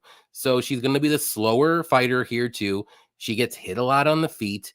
Viviane's going to be the better striker. She's out of a great gym. I don't know if you know what it's called. It's called Shoot the Box, where Charles Oliveira trains at, and all those killers. She knows how to strike. I like Viviane here a lot, and that number just keeps going up and up, which is making me want to bet her even more and more. Even if it's just a half a unit at plus 245, you're literally going to say that Jillian's going to come in there and just ragdoll her to the ground and just like rear naked choke her like in the first 3 minutes. There's no way that's going to happen. So I'm going with Viviane here. And I actually, like I said, I liked her before when she was at like plus 160. Now she's at plus 245. It's crazy how much money is coming in on Jillian. And the way she wins is she out grapples her opponents. Sure, she might get this fight to the mat once or twice, but she's not going to out grapple Viviane. I'm sorry. But Viviane's definitely the better striker, and she can get points that way. So I'm going to go with Viviane. I like it. I like it. Mr. Plus Money. You went the big dog, Johnny. Let's take some big old cojones. Yeah, Johnny. I like all real up until that one, my dude. Hey, you were making sense earlier in the night. Jillian, this is another planet for Viviane. I'm gonna tell you right now. Jillian's gonna whoop that ass, bro. It's gonna be fucking close. This is a parlay piece. This could be a finish. If it is a finish, obviously it's that sub in the second or third round by Jillian. Jillian's just fought way better competition, bro. This ain't it. This is not it for Viviane. This is actually a bounce back spot for Jillian, who just lost a very close fight to Tabitha Ritchie. Tabitha Ritchie did, however, have her beat in every aspect of that fight. So as close as I thought it was, because I bet on Jillian, it wasn't that close, but it really was. Maybe 29-28. But regardless, I still like Jillian tomorrow. Bounce back spot in Canada with the big pink hair flare. Yo, she's going to be wearing some crazy shit, doing a stupid fucking thing that she does. Yo, I'm on Jillian, bro. Lay the hammer. Right. Okay, so 1-1. Okay, Cody. Yeah, I think that line is break the tie, Cody. Break the tie, Cody. Yeah, I think that line is crazy. And I didn't bet this or nothing, but based off that line, what I would tell you to bet is Polyana Viana. Like, she's got better striking. She's got better striking for sure. Like, dude, Jillian Robertson is awkwardly slow at 115. Like, her striking, she can't. She's so slow that like you can just move out of the way and then just punch her and move, like literally, and they're in the big cage. Now, that's not really Polyana Viana's thing. She can move around a little bit, but she can stick and move and like really stick. She's got good kicks. She's got powerful hands. She knocked out Jin Frey. I bet her in that as a big underdog in that fight. And she's got better hands than Robertson. Then you got Robertson, right? She's what, minus 300? Okay. Now. So she's got worse striking. I don't care. No matter what, dude. Polyana Viana's faster with more. She's knocked out Amanda Heba. She knocked out Jin Frey. Like, Jillian Robertson never knocked anybody out. That's a fact. But Then, so Jillian Robertson's going to have to use wrestling to get it to the ground. She can probably do it and get it to the ground, right? But when she goes to the ground, like Polyana Viviane is active off her back. She's going to be throwing up arm bars the whole time, shooting for or pulling guillotine, all different kinds of stuff. And it's just going to be a very worrisome fight if you got a girl that's minus 250 or 300 in that fight, because girls are way more flexible than guys. And they can hit that arm bar out of guard, out of nowhere. And Polyana's got a crazy arm bar from guard. She's got a triangle arm bar. She's got a lot of different stuff she can hit from there. So I just think the line's like crazy. I'm not high on Jillian Robertson, never have been. She would have to take her down and then just like pass guard, do all that. And I mean, she probably can do that, but I think all the values on Polyana Viviane. I think she can win this fight. You just said it. Well, when Jillian's made you or me as much money as she's made me, you'd still be on. Like I'm not getting away from it. Well, see, I bet her against Piera Rodriguez because I knew that she could get her to the ground eventually. Like I knew that, and that's the only time that I bet Ricci against her. So it's like, I mean, I just bet them, but I didn't bet this fight. Like I don't have that good of read. I just think the line's way off because like if for some reason like Polyana does move, like and Jillian can't get the fight to the ground, she's gonna get like she's so slow at 115. It's crazy. Like when I was rewatching the tape, I'm like, holy shit! Like against Tabitha Ricci, she was just like bouncing around, punch her, move around, and even Piera was doing a little work. I don't know why she actually started the grappling. But I mean, I just don't think that Jillian's hands are as bad as you guys are saying that they are, but. I think that either way, her fight IQ is higher, and she's going to take this fight where it needs to go. The ground. And that most likely will. It most likely will happen, but like at the odds, man. And then when she's on the ground, there's a possibility, Polyana Viviane is like a world champ in jiu-jitsu, so there's a possibility she could hit some. That's what I mean. Well, I'm not laying 300, Cody, but I'm just saying. For me, you get a good price. 2-leg parlay piece, turn it into minus 110, or even plus money if you pick the right partner. Right. Odds are she'll win. Odds are she'll win, but it's like I don't know. CD and Jilliana. There you go. Yeah. Anyways, it's not like who had that. You had that, Johnny? Or no? No, I'm not picking. I'm not betting Jillian. Anyway, it's not like the most electric fight of the night, is it, boys? No, you're right about that. Fight Talk Only, real quick. I gotta shout my boy out, dude. Fight Talk Only. Is excellent dude on Twitter. He puts out the community collaboration every single week. Matter of fact, he just tagged me in it before I got on here, so I'm gonna fill that out when I get out. But he brings all the cappers together. Everybody, you pick your fights. He does all these graphics, puts it all together throughout the week, and it's freaking awesome. Everybody loves it, and he does excellent graphics. He did my what's it called, a header, cover photo. Is it a cover photo? He did my cover photo on Twitter, and he does all kinds of great stuff. So check out Fight Talk Only because he's doing a lot of big things this year. And check out what he does, man. He helps everybody out in the community. So shout out to Fight Talk Only. Appreciate you coming out. Viviane more worried about her fans. She's finished every win Viviane's fought. She's finished. How many girls have like 11 wins and 11 finishes? What she got? 13 wins with 13 finishes. 8 subs. She's lost like 3 decisions, so every time she's been to decision. But I mean, Jillian doesn't really win like decisions. 2-6 in decisions. Yeah, so she doesn't really win decisions either too much. So I don't know. You can look at the under. How about that? Look at the under, maybe. I like that kind of, but then they're both kind of durable. Like they are. I kind of see the over. I see the over. I see the over in this. Okay. And what? Yeah, is that a pretty decent line? Either Jillian by sub or the over. I know you guys don't like that, but yeah, Jillian by sub or the over. I'm with you more on the over. I'll take that. On the decision. Yeah. Jillian by decision is a good look, actually. Oh, for sure. I actually think that's how she wins if she does. Sure. Yeah. We'll go on to the next fight, which is Brad Katona versus Garrett Armfield, and we're gonna let Mr. Plus Money start this one off. Well, for me, I've been on Armfield once and I won. But for tomorrow, I'm going with the 2-time tough champ, the Ultimate Fighter guy. I watched that show. It was dope. He's a weird son of a bitch. I'm gonna say that right now. He's an awkward one. He's a cringy mother lover. But give me Brad Katona for the W. Yeah, it was so weird. You know what the weirdest thing ever with this guy? I'm not gonna give a take. I'm gonna tell a story. When he switched teams to Connor's team, he adapted an Irish accent. He lives there. Yeah, well, he's Canadian, so that's right. Yeah. But it was. You go from we're Canadian and to fucking. I'm from Ireland, bro. Come on, bro. I'm fucking from Ireland, bro. No, she's talking just like Connor. How the fuck do you? All right, he's a crazy person though. He's made like the switch when he went on the Connor's team. That was just funny to me. All right, that's all. I got Brad Katona. I think he wins decision. Shitty, boring fight, crotch sniffing. You know what it is. But controls and wins. And maybe he picked up some skills in these months that we haven't seen him and could get some sort of weird, awkward finish like himself. But give me Katona with my line parlay piece. Yeah, dude, he's definitely one of the weird. Even all the people in the house are just like, dude, I fucking can't stand you. Like, but he can fight. I think he just puts all his weirdism into training. But Johnny K, how you see this one going down?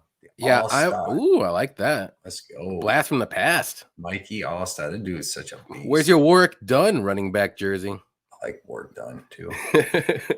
Yeah, I'm on the Katona side as well a lot here. He's one of my more confident plays. Not to say that Armfield's bad, but he just really hasn't beat good competition, and Katona's fought the better competition. He's super durable. He's got great cardio. He's got that dog in him. Armfield is dangerous though early, but I think as the fight goes on, that wears off a little bit. He slows down a little bit too as well. And I just think Katona, the first round is going to be close, and Katona's going to take over after the first round. I think it's going to go to decision, so the overs are good too. But Katona has a chance to maybe get a late third round finish, but I would just stick with Katona money line. It's pretty decent, still at minus 200, 220. Line money's coming in on him now, so I got him at minus 180 too. And I love Katona in this spot. I think he wins by decision probably. Yeah, man, I agree with both you guys. Katona, the line to me. Okay, so if you got Katona, I got him at minus 180. So if you got him at minus 180, I know he's like minus 220 right now, but say even at minus 190, minus 200, like all week, like I feel like he has the way easier opponent than even if you're betting like a Charles Jourdain or if you're betting Movsar, because they're fighting like pretty good opponents. People, like at least Sean Woodson's skilled, and then obviously Arnold Allen's one of the toughest guys in the world. So when I bet, I like to find people with easy opponents. You know what I mean?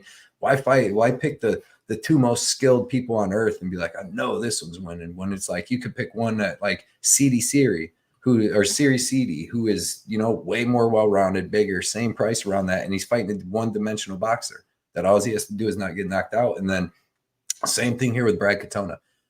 Garrett Armfield's he's not one-dimensional boxer, but he really just boxes. He has some decent power. It's okay defensive grappling, but after the first round, it seems to fall off majorly. So I'm going with Katona here. I think he's never been finished. That's one thing I really like, and I think the only way that he loses this fight is if he gets knocked out in the first round. But he's got really good kickboxing himself. He's got excellent grappling. He's got good jiu-jitsu, and then he's got excellent cardio. And he's choked out Bryce Mitchell. He beat Kyler Phillips on the Ultimate Fighter show. He's beat Timur Valiev, and he's got some good Russian wins. Like, this dude's battle tested. Garrett Armfield, this is a levels thing by far. Like, Brad Katona's about to start trying to move up the ladder to like the contender spot, and Garrett Armfield should be fighting like dudes back in the like 70s and 80s ranked back there. So give me Brad Katona, dude, and I think he beats him up. I think he can. I like the two fights with Garrett Armfield where he got finished with Mateus Vogel and with David Onama. Man, he got beat up in the first round, or he had good first rounds, decent ones. Definitely beat up Vogel, and then like fell off in the second. They took him down and choked him out, both of them. Like, and it's like he falls off a cliff. CD was our first leg that we all agreed on. Yep, I like CD. Parlay, and this is the second one, Katona. I like it. We're on two legs right now that we all agree on and love. If you guys are writing anything down, these are that we all agree on. And when we all agree, I don't. That bag's coming. Right back to the last show, because I know we did. We got 5 more fights. We'll keep it going. That's what I'm saying. Like, I think last show when we all agreed, we were winning every fight. So let's. We had a great show both times. Let's keep it going. Those are the two that we both agree on. CD and now this one. Yep. Ed Katona. Brad Katona. Irish Brad. Cody said, wait, cracked me up when Armfield screamed in Katona's face and Brad didn't even change. Yeah, he's just like, I'm just gonna beat your ass. He's a robot, dude. He's a robot though. Brad is a robot, dude. But he's gonna bring in some robot money tomorrow. It's gonna be boring, like Mr. Plus Money said, crotch sniffing, all that. It might be. I think the third round will be a little right. There'll be some intensity. You're right. Brad Katona always like towards when his fight IQ is good, man. When he knows he needs to turn up, he turns it up. So you're right. The third round might be good. Might be good. Yep. MMA Ricky said actually like fight doesn't go at plus 130. He's like got plus money on it. Wow. Like, fading that Armfield. Brad like getting him later because cool. Armfield gasses out, man, in that second round. Like he throws his boxing and he throws everything into everything, and then he slows down. Yeah, I could see him on top and ground and pound, man. Just and the ref just finished it, boom, boom, boom, like nonstop, and then the ref just calls it off. Yeah, Scott said, I will not stand for slander of crotch sniffing. Let those amongst us who have never sniffed the crotch cast the first stone. That's in the Bible.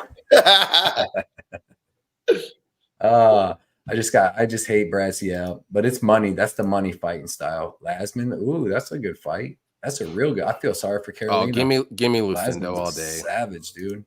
Armfield inside the distance. Okay, that'd be the first time Katona got finished. Yep. All right. Dude, this fight right here is going to be good, man. This is one that can definitely contend with Strickland and them. We got middleweight Chris Curtis versus Marc-Andre Barriault, and we're going to let Yanni K start this one. Yeah, this is a closer fight than I think. I know a lot of people are on Chris Curtis. There's some people that are on Marc-Andre here, but I went back and forth with this one, maybe a little too much, but I'm going to go with Chris Curtis here. I just think he could land or have the better moments in this fight. He's a very good counter striker. Marc-Andre does like to push forward. He likes to put that pace, but that's kind of playing into Chris's game plan. He likes to wait for the counter punch, the left check hook or land that counter punch. He has good takedown defense. So I don't think Barrios' wrestling is going to play too much in the fact here. Or too much into this one. So I think it's going to be on the feet for the majority of the time. Maybe Barrio gets him up against the cage and kind of like holds him there, but nothing's going to happen. And so, like I said, I think Chris Curtis is going to land the better shots throughout the fight. I think this fight goes over. I think it goes a decision.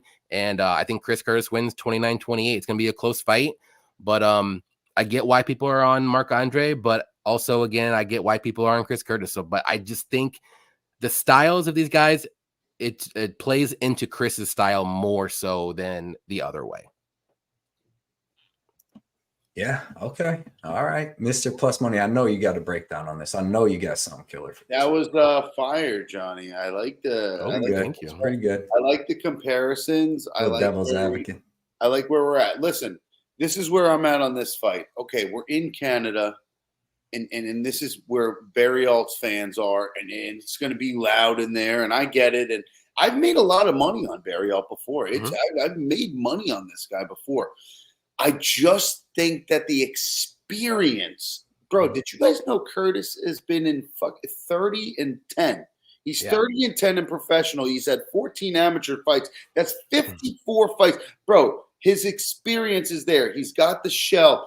I got to go with Curtis on the counter punch, man. I actually think he drops him, and I really Barriault's. He's durable and he wins a lot. So we've only seen him finish maybe once or some shit. Like I don't cheating.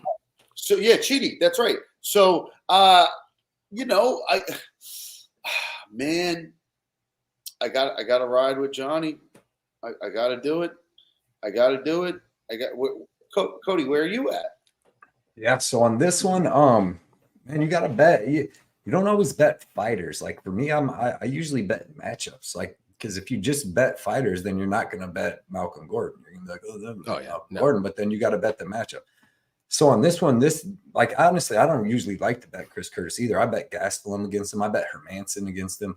But in this one, dude, Marc-Andre Barriault plays right into Chris Curtis's game. He's a counter striker with excellent power, excellent hands, and he's working the body. And Barriault is more of a volume guy that tries to kill you with cardio and pace, right? So when you're trying to kill a guy with cardio and pace and you're throwing pitter patter and he's free. I mean, and not that Marc-Andre throws pity patter because he does throw hard shots, but they're never like fight enders. And what Chris Curtis is throwing is fight enders. Like you've seen him knock out Phil Haas. That's not an easy thing to do. You know what I mean? You've seen him knock out. Back then, bro, we could not. It took you guys a second to get that. It took you guys. Before the Roman Delitse massacre. Yeah, I'm looking at Johnny. I said that. Johnny's like, I'm like, yeah. But I tell you who ain't really easy to knock out is Brendan Allen. You know what I mean? He knocked out No, Brendan that's Allen. a good one. There you go. That's a tough dude. He knocks out Joaquin Buckley. And what do them guys got in common? What's Joaquin Buckley and Brandon Allen and Phil Hawes all got in common? They all come forward. They all come forward and throw a lot of punches. They're not Jack Hermanson, who is dancing around on the outside. Gastelum just has a crazy chin. You know what I mean? But in this one, I'm taking Chris Curtis. I think that he's going to be able to land the big counter shots. Marc-Andre Barriault usually makes up with his skill and power with just drowning you with his cardio and stuff. But Chris Curtis got good cardio. You seen him in the third round with Gastelum going hard. He was in way better shape. And I just think he's going to be able to land the big shots, work the body. Another thing is Barriault's very, very durable. We think Barriault's really durable and stuff, which he is, you know what I mean? But he's never really fighting punchers, you know what I mean? He's fighting like Dolce Lungambula and Abu Azaitar and freaking Jordan Wright. But the one hardest puncher he was in there with was Chidi Njoku, and we seen what happened there. He took one punch to the chin. So that's the thing you got to see, man. Some dudes seem super durable, but they're really not fighting killers. So I got Chris Curtis. I think we all got Chris Curtis there, and I got him. Should we put him in the parlay? I'm okay with it. I'm okay with it. I'm good. I'm good with it. I really think he's good. Yeah. Okay. I'm probably the least confident, but I'm okay. I'm willing to do it. I feel like Canada's going to be super upset after this one. That's the only one I went against Canada against three. On my stuff. And I think Barriault kind of like is recognizing it, to be honest. Did you see how they skipped him in the press conference? Did anyone else see that? Yeah, he didn't get like one question or anything, right? No, they did. They was short as hell. Okay. No, in the beginning they asked Magny and Curtis questions together, and then they asked Mallet and Barriault questions together, and Mallet was so into it that Dana White was like, all right, who's the next question for? And they just skipped Barriault when he had the mic in his hand about to answer the question. They literally skipped him. That's funny. I don't know, bro. I'm just saying. That was all the mic time he's getting this weekend too. The level of give a shit, is very low in this guy. I'm telling you right now. I think Curtis got it. It's going to be a dogfight, but like this is a huge step up for Barriault compared to the. Do you guys agree? Do you guys agree on the over? I kind of like the over. I do. I mean, Curtis can flip him with that counter in the first. Yes, that's the only thing. If he can knock out Brendan Allen in them, I feel like he can. Fair enough. Yeah. Brendan Allen. I mean, come on. I had Barriault. I had Barriault in the Chidi fight, dude. I'm like, he never gets knocked out. We both did, Cody. We're like out cardio and then the bat 1-2. I'm fucking like, no 16 way. seconds in. I go, ain't no way, boy. I think Get up, Barriault. Get up. Barriault's making a lot of money, man. It's like he always gets that some money on him too. Nose down win when he needs to, and it's cool. I just think he's going to be in big trouble tomorrow against Curtis because this is a different level, like you guys said. Experience. Excellent point too. That's one thing I forgot to put in too, and that I really enjoy. He trained with Strickland this whole. I mean, he always trains with Strickland, but he's training with Strickland for a 5-round championship fight. Can you imagine how crazy Strickland? Yeah, cardio will be there. Yeah, cardio, toughness. You're training with Strickland. If you can go 3 rounds with Strickland, you can beat up Murray. Yeah, look, I'm wearing Strickland's outfit, guys. There we go. Here, I'm wearing it. The only thing that worries me though sometimes is Curtis does lose minutes, but Barriault's not some kind of like volume striker where he's going to be out like volume 2-1 or 3-1 or something like that. But yeah. Hey, we got MMA Jesus Dev, the dude in the house. Everybody check out Dev on Twitter. I love him, bro. MMA Jesus. Mr. AK. Dude. Yeah, Mr. 8K in the building. So everybody check out Dev, Instagram, YouTube, Twitter. He's everywhere, man. Puts out great pics, great content, man. Great guy. Check his stuff out, man. Give us some locks, Dev. Give us some locks. Drizzy, go. Don't listen to them bums. Johnny Curtis a turd. Jesus, Drizzy. I do think if he wins, I'm just not super confident. I mean, no, I love you, dog, but you must be Canadian. Bags. Round 3 KO. AJ's on it. I can see that. I can see that. Wear and tear hit, working that body. Like Barriault might have a tough head, but man, because that's really what he finished like Brendan Allen and Phil Hawes with. Like he hurt him to the head, but then he ended up getting him and kneeing him to the body, both of them. DDP gonna F up Sean. We're not there yet, bro. We got like 4 more. Yeah, We're almost there.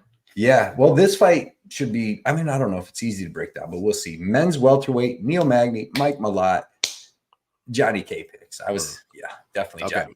All right. I do think this fight's easy to break down. Malat's going to win this fight. I know a lot of people are like, well, what about his cardio? We haven't seen him pass 1.5 rounds. Yeah, because he's a killer. And honestly, like, look at him. He's in shape. I don't think he's some kind of bum where he's going to be gassing out and quit. To Neil Magny, guys. Like, I know Neil Magny's fought the best of the best, but man, he is going down. And that Phil Rowe fight, go back and watch that. That was awful. Phil Rowe is not good. And I think Malat would finish Phil Rowe in the first round.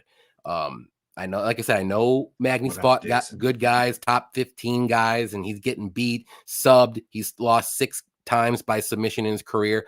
I think this kind of happens again. I wouldn't be shocked by a knockout either, but I think Malat can win this fight in any way he wants. I think he can win a decision. I think he can win a knockout, and I think he can definitely win by a submission, like a club and sub. So I think Magny's time he's slowing down. He's getting older. He's been in a lot of wars. He's not dangerous. He's going to have to win a decision, and Malat's dangerous everywhere. So give me the more dangerous guy, and I'm pretty confident. He's one of my more confident picks of this card too. I think he gets it done. Okay, Mr. Plus Money, how you seeing this one going down? Neil Magny is the gatekeeper of the division, and if you want to break into the top 15, sound like Macho Man. You gotta Neil Magny. Yeah, you gotta beat Neil Magny if you want to get into the top 15. If you want a little number next to your name, you gotta beat this dude's ass. This is the only fucking guy that you gotta beat keeper to get in there.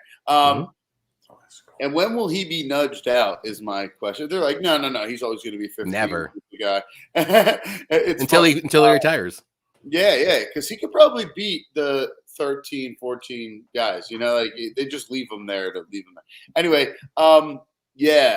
Mallet, Mike Malat. Mallet. I call him Mallet because he's a fucking mallet as a hand. Mike Malat. He's pretty impressive, man. All finishes, never been to the third round. Made his career on that. He exploits that. He tells you about it. He's Canada's favorite. He is one of the superstars. He's probably the reason that this is a pay-per-view. One of the reasons.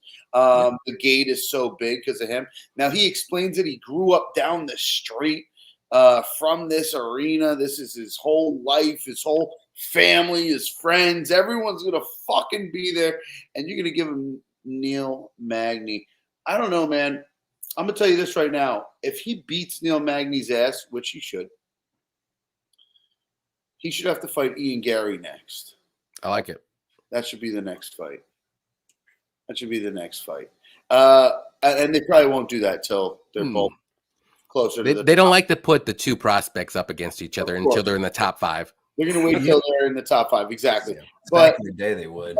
They both will be eventually. And this guy's a hammer, bro. This could be a knockout. This could be a one-punch knockout. However, Neil Magny is very, very durable, and he'll bring you in close. He'll do this weird clinch, and he'll smack the shit out of your ear, pop your ear out. Then he'll do it in the other ear, and then you can't hear shit. It's just weird, bro. He's a hard guy to fight, and he's there for a reason, man. And yes, he's been put down in 2018 and a few other times and against really good heads, Shavkat and some other heads. Can Mallet knock him out? That's the question. That I'll tell you, the reason I'm scared of that is because it's going to be the biggest fucking bet of tomorrow. Now, I love Mallet's money line. He ain't losing.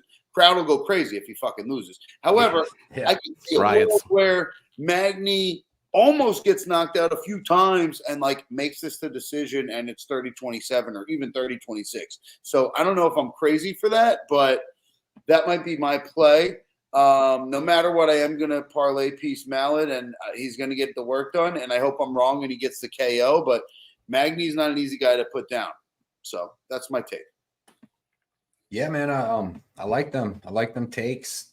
Tough fight for me. This is show me fight. You know what I mean? Usually when these guys are trying to break into the top 15, I'm usually going to take the guy that's already in the top 15. And sometimes that works out.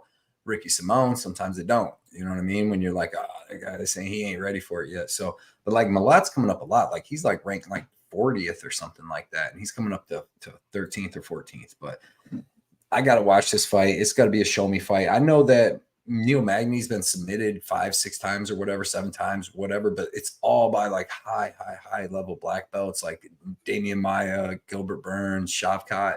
I don't even know if he's a black belt, but whatever he is, he chokes out black belts like it's nothing. But Malat has one of the sickest, like AJ said, guillotines in MMA. Ricky said, one of the sickest guillotines. Like he gets in there fucking deep. Like you see on the Contender Series, you see on Fugit, what he sinks in, there's no getting out of, dude. And you can tell he's got a squeeze. So if this goes to the ground, he could definitely, and the arm triangle, like how easy Gilbert Burns got that arm triangle on Neil Magny, and that's Mike Malat got that one on Blind Ness, man. It was smooth just like that. So and there's no doubt. The thing that worries me is there's like no doubt in my mind that Malat can go out there and get the takedown to take Magny down. But if like he comes out in the first round and takes him down and then goes hard for that submission and doesn't get it and comes out in the second round a little tired, can't get a takedown, a little too tired to strike, I don't know if he just knocks Neil Magny out. Like I think Ponzinibbio knocked him out, but I can't really remember anybody else like knocking him out. Usually it's a sub.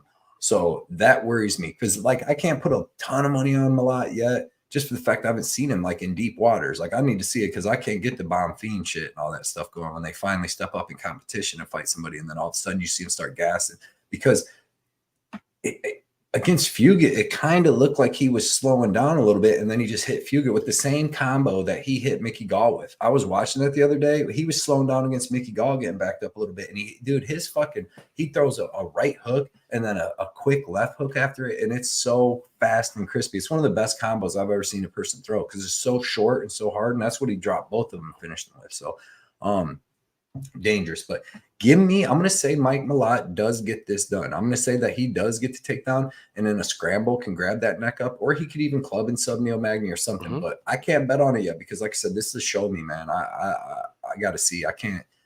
We haven't seen him after a round and a half period. Like, and if this gets into the second round or third round with Neil Magny, we've seen him. He's not getting tired. We've seen him in 5-round fights. So we know he's not getting tired. So it just worries me.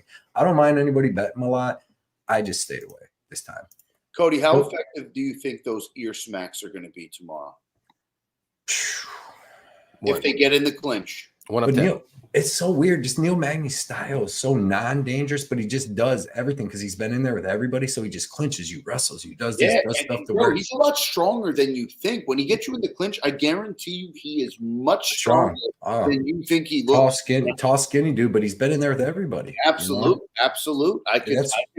That's what I'm saying. He could do the weird shit to make it go decision. Yeah, but I think definitely. This could easily go to decision too. But if you're going to fight anybody in top 15, you're Mike Malat. You definitely want to take Neil Magny. You know what I mean? If you want that, this is who you want, man. So, bro, you're not just Mike Malat. You're Mike Malat in Canada in front of your family. Right. Hopefully they don't break the freaking bleachers this time or whatever. Remember last time when he was walking out and all the people fell on him? Yeah. Like almost fell on him. They're like, they're okay. Nobody got hurt. Let's go. Let's go. Guys. 36 years old. Let's go. Yo, okay. Share the live. Share it everywhere you're at. Let's get we got 94. That's a good crowd. We had 100. Let's get it up, guys. Come on, guys. Let's go to like 120. 500. Yep, at least we took Magny round 3 plus 3,300. Can't blame you on that one. Shoot, $10 gets you 330. Malat is good, but I don't see him ever being top 5. Yeah. Neil Magny here for a paycheck to pay for his divorce lawyers and him and his wife plus child support.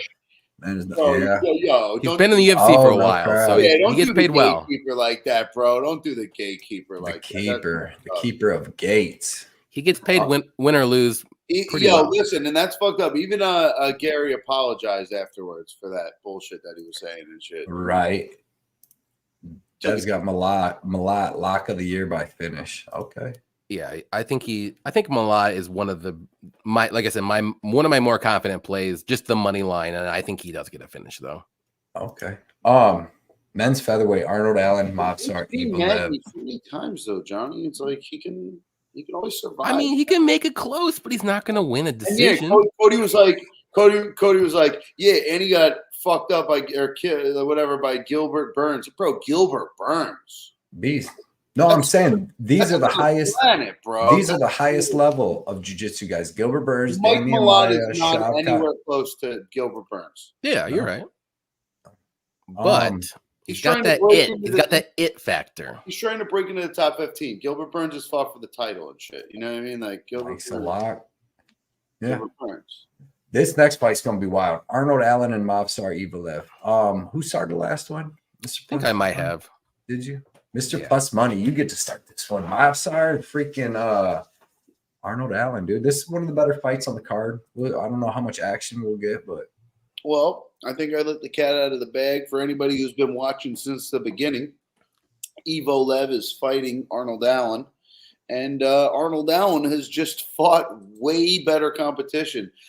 His only L recently is to Max Holloway. Bro, you want to talk UFC math. If Max Holloway fought Evalev, it would be over in the first round, not by knockout, bro. All day. Bro, give me Arnold Allen all day. I love the plus money. I can't even believe he's plus money. The line is crooked. It's all wrong. Evalev is coming off some knee surgery. Bro, are you kidding me? I am not taking a guy just off of an injury. I am taking a guy who fought the top of the top of the top, who was almost there in contention, man. I mean, if you fight Max Holloway, you're at the top of the top, bro. So I got to go with Arnold Allen on a bounce back fight. This is him. The O has got to go, and that's going to fool so many people, and this is going to bust so many stupid parlays on people that don't know what they're doing. Give me Arnold fucking Allen. Love it. nice. I like the intensity. Johnny, what do you got to say about that? What do you got? Man, you picked Arnold Allen with intensity. What do you got to say, Yanni? I'm gonna put a damper on this one, but I will say the other this. way, you better match that intensity. I can't because I'm not super confident. I think this is gonna be a super close fight, and actually, I think the value is on Arnold Allen. He's fought the better competition. He's never been finished. I think he has the more finishing ability or upside here too. But what I keep going back to is I think Evloev is a good striker himself. He can mix in the takedowns. I'm not saying he can submit him. He's not a finisher whatsoever. But what I really love in this fight is the overs, all that good stuff. Decision, pick one guy decision. I think that happens. But I'm going to go with Movsar. I just think he can win the minutes, and it's going to be stupid close. Split decisions are also another good play here. I think it's that close. This fight's going to decision. I just think Movsar is going to come out ahead. He's going to win the first 2 rounds. Arnold Allen will be live in the 3rd round for a knockout, though. I will say that. Because every freaking 3rd round that Movsar has a tough fight in, which is a lot of them, he slows down, he gets cracked. Dawodu fight is right off the top of my head. He got cracked like 3 times. He almost got knocked out. So Arnold Allen might get that knockout if that happens. So I kind of like that play, the Arnold Allen round 3 knockout. Yeah. Cody, how many people are in here? 90. 90. All right. Yes, sir. That's a lot. All right. I'll limit the bet. I'll limit the bet to $25. Every one of you, 90 people. If you want to bet Arnold Allen money line plus money for $25, all 90 of you, go for it. If it loses, DM me. I'll give you the money back. Oh. What? Wow, you are a saint. Look at you guys. I'm telling you, you could parlay Arnold Allen. That's how confident. Did you guys hear that? That's the Arnold Allen, man. That's the Arnold Allen free You bet. heard it here? 90 folks. Oh, That's why they go. told me Put your $25 Arnold Allen bets in right now. If he loses, make sure you DM Mr. Plus Money. He will give it right back to you. Free That's bet. good. If you lose, the free bet. And if wins, are me and Cody involved in this too or no? if it wins, all you have to do is make sure you tune in every week to Cody's show. And if you would like to buy a package, that's up to you. I'm not holding you to it. And that 25 wins what? What's the right now about plus? You probably win like 35 at least. At least. Bro, yeah, 37.50. I am maybe. going to load up so hard and so big on Arnold Allen that Plus- my winnings are going to pay for anyone. Well, actually, I would win at that point, so I wouldn't pay shit. Never mind. Freaking $25 pays 63 total. So $37, like you said, Cody, somewhere around there. So Arnold Allen versus Movsar Evalev. I went into tape study with Arnold Allen at minus 135 or plus 135. Like, I'm betting Arnold Allen. I did tape study. Like, this fight's hard to pick, dude, because okay, so Arnold Allen has excellent movement. He has excellent boxing, but he has really good movement, and that movement helps him stop from getting taken down. Like, if you go, he did get taken down like 6 years ago against Mads Bernal, 7 years ago or something. But he ended up gassing him out and then finishing him. But if you watch him against like Nick Lentz, who has good wrestling, dude, Nick Lentz couldn't even get close to a takedown on Arnold Allen just because he kept moving, and he's just always moving, always throwing punches.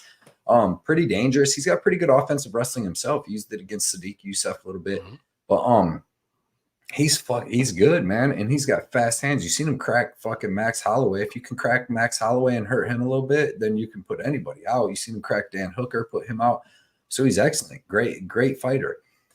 Then I go watch Movsar, and you watch him early in his career, right? And his striking ain't that good. Like, he's more of a grab. Even against Nick Lentz, like Nick Lentz was having little moments against him. And then they went back and forth because every time Movsar would try to take Nick Lentz down, Nick Lentz was putting him in tight-ass guillotines. I'll tell you one thing. I don't think Movsar will ever get submitted in the history of anything, because you've seen what Lopez put him in. You've seen what what's his nuts? Nick Lentz put him in. So, but then I go watch for his striking, like against Dan Ige and Lopez, because you don't want to watch him against just some bum. It don't matter. His striking's gotten a lot better. Like against Ige, it looked really good. He hurt Ige and stuff in that fight. He hit him with the flying knee. And it's just got way better. And then he can mix in the wrestling. And then against Lopez, he got cracked, dude. Like a couple times got wobbled, but it showed me he could take a punch. I don't know if he's taking them hard ass punches in the third round because Lopez was on short notice, but this fight, this whole thing, this made me stay away from it. I'm like, damn, dude. But then now, for a second, like, it was crazy. Arnold Allen was like plus 175, which is crazy because, dude, like, if you're going to bet Movsar at minus 200, go get Siri Seedy, go get fucking Brad Katona, go get people that are fighting one-dimensional boxers, that they're so much better, more well-rounded, that the only way they lose is by getting knocked out. I feel like here, like Arnold Allen, there's a possibility that he could keep this fight standing the whole time. And if he does, he's going to have better striking than Movsar Evil. So I stayed away from that. I picked Movsar. I picked him. I picked him. I like him because he's the one that obviously his strike is not where if he can't get a takedown, he's just going to get blown out of the water. He's got good striking, still going to be good. But he's the one that has the option to mix in the grappling and just win some moments. Or if he gets hurt and needs to take it to the ground. So like that's what's going to make he's just a little bit more well-rounded. But like I said, I'm not going to go bet it because there's easier spots on this card than to bet two of the best dudes in the world and think you really know for sure. Unless, like you're saying, you're taking the dog and you got confidence, especially what'd you get him at? What numbers you get him at, Mr. Plus 170, plus 160. Fuck yeah, that's crazy. You know what I and mean? Listen, I'm going to be honest. I got to piggyback on what you said, and you gave a great breakdown. And I'm going to be, now I'm a little bit more weary because you're not even betting it. No, I don't mind 170. I thought from there you'd be like, all right, and I'm going to take the dog, but you're like still taking But listen, I'm not confident. I'm not betting it, but I'm just saying only because when I look at it, the striking that Arnold Allen has is a little better than Movsar, and maybe he could finish him. But like Movsar's got good striking, and this is all I'm saying. I don't hate it though. All I'm saying is the UFC wanted him to keep the undefeated record when he fought Lopez, because I think that Diego actually kind of won that fight. That was very close. Big moments, and it was.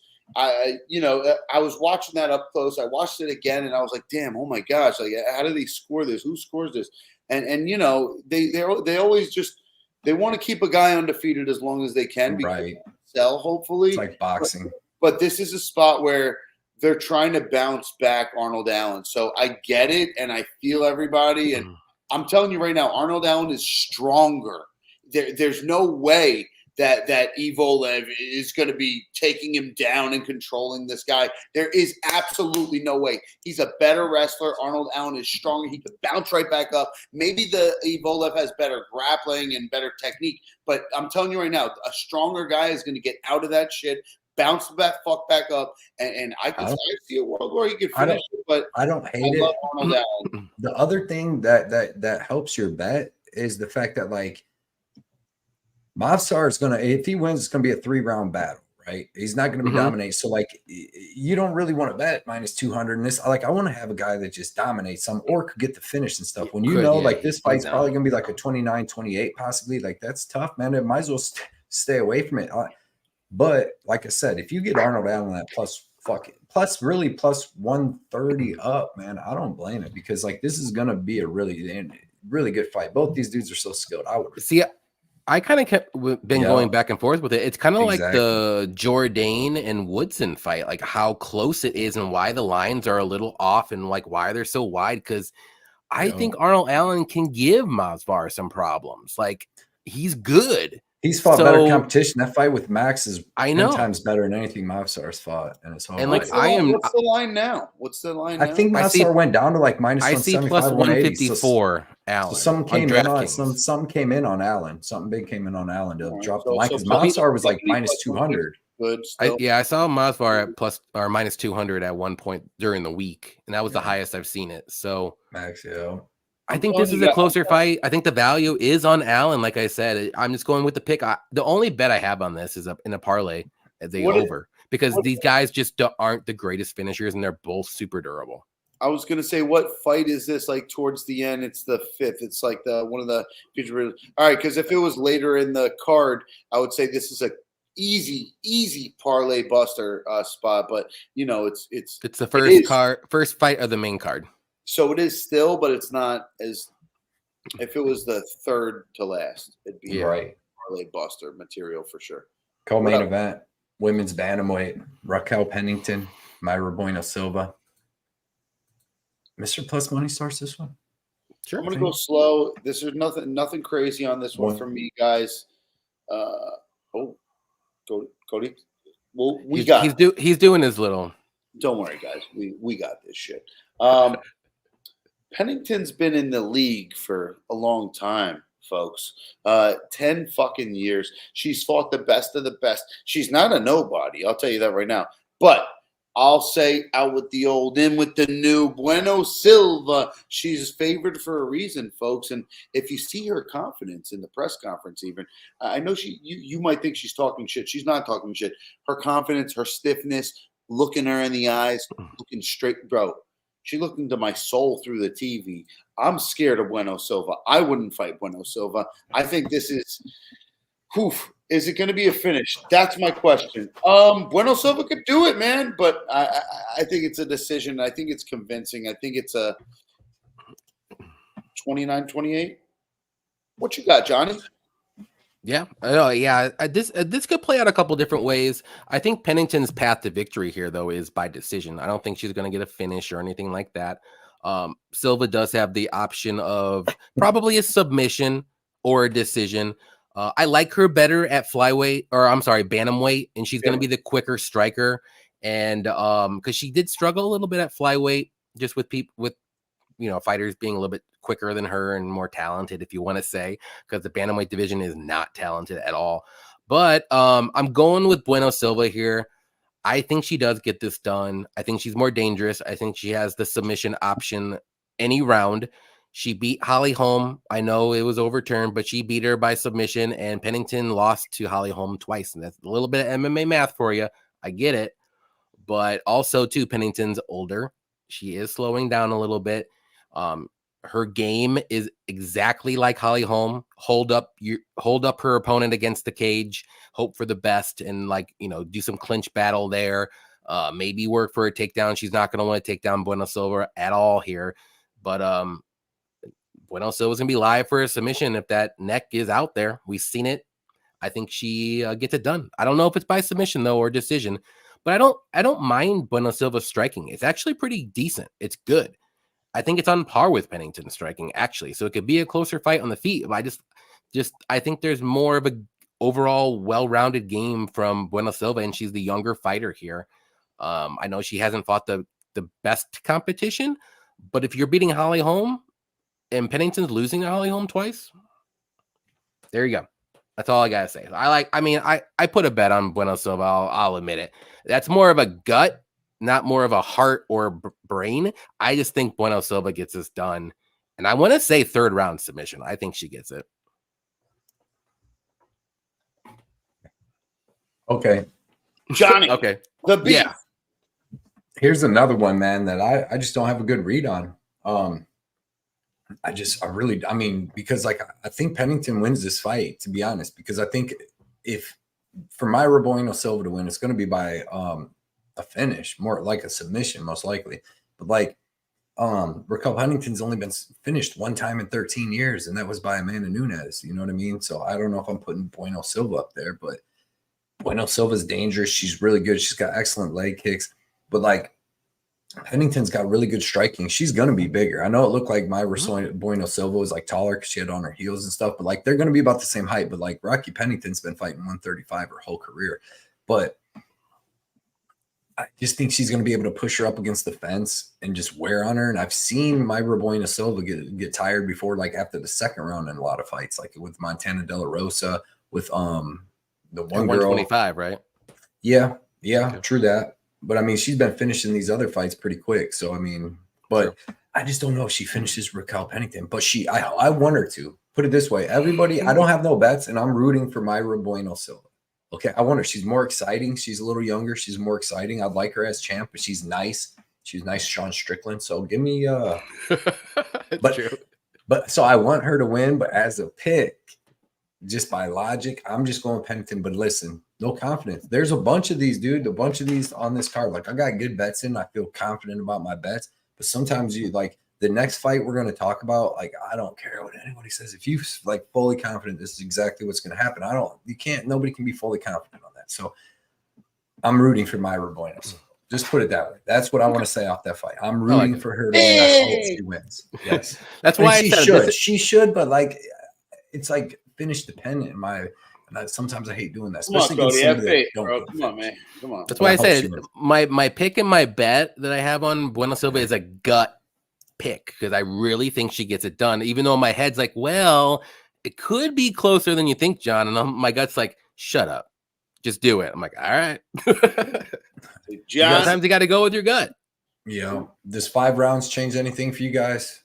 No, it doesn't. My boy Derek Just because Izzy, Pennington's not dangerous, I think, and her game is just holding up people against the cage, just like Holly Holm. So yeah, you can go 5 rounds if you're being held up against the cage. Yeah. Hey, I want to shout out MMA Line Mover too. I missed this earlier, but he's in the house, man. That's our dude. What's up, MMA man? Line Mover? Everybody check him out on Instagram, YouTube, and Twitter, man. He puts out good stuff, bunch of different bets. Be talking some crap. He'd be talking now, but we're gonna get him on the show here in February. So that's our dude. Appreciate you coming out and hanging out with us tonight, man.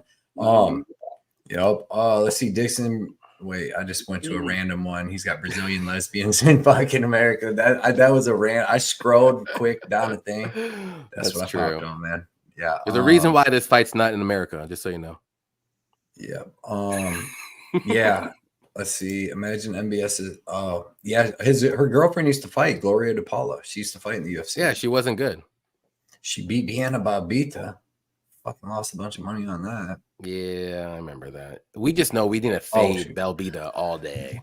Main event, boys. I gotta be up at 3:30 in the Miz earning. Is this it? We're at the last one? The last one. Main event. Sean Strickland, Dricus, Plessis. I just want to start off by saying I'm looking forward to this fight more than any fight I've been looking forward to in a long time. Like, especially this year, even anything on the docket with Poirier, Saint Denis, all that. The style matchup, like their personalities, every single thing. They're, the good wins, high level.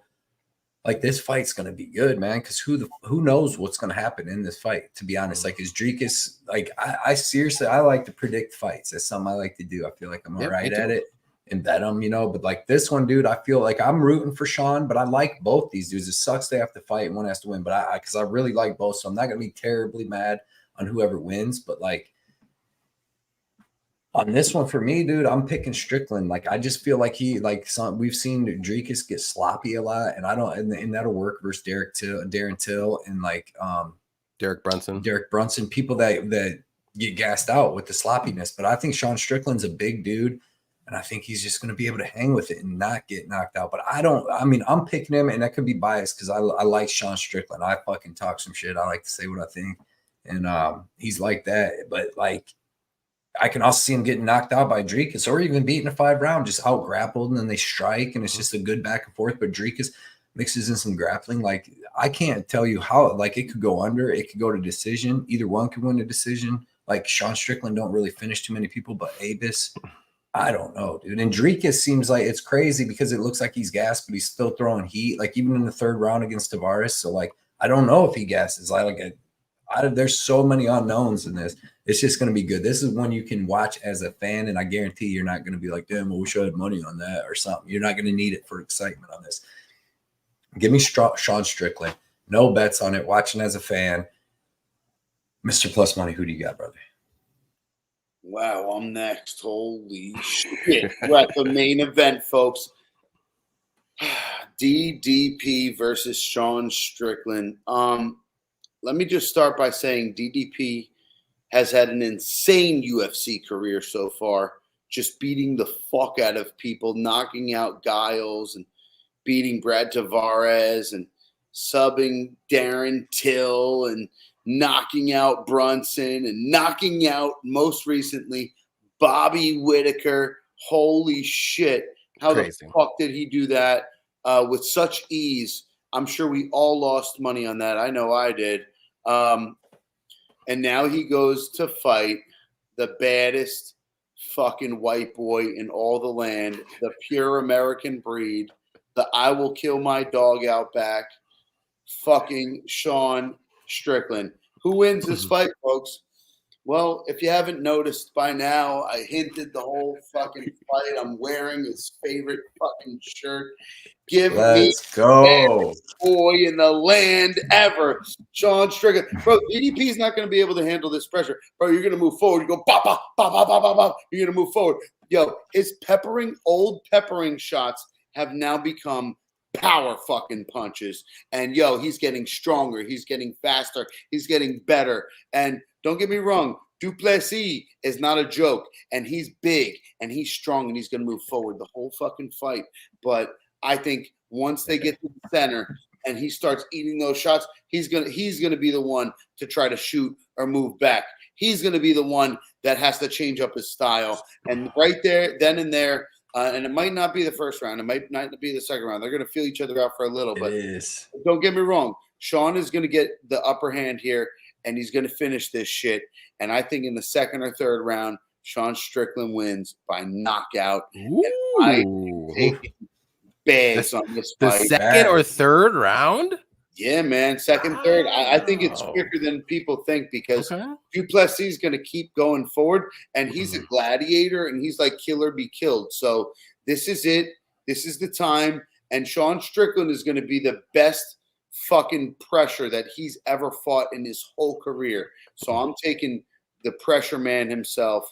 Dude, Sean, who would you rather fight?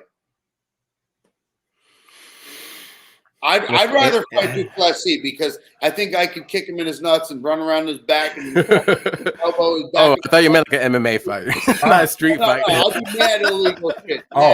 But the problem is in a street fight with Plessis, if he knocks you out, he might do some extra stuff to you. Yeah, he's probably dead. Yeah, he's South African. He's you can make an argument for a street fight too, just like you can make an argument with the MMA fight. I ain't gonna lie though, Strickland is probably the craziest person in the MMA, and the fact that he's champ, I think he's holding the belt for a little bit longer. I think people are gonna learn to like him.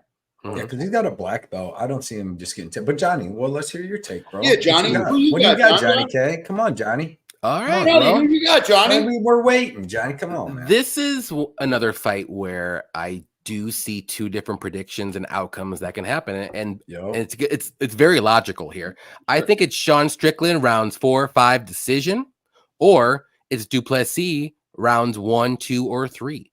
Yeah. So so this is what it's coming down to me is, do I think Sean Strickland is durable enough to survive I would say 2 rounds, the first 2 rounds?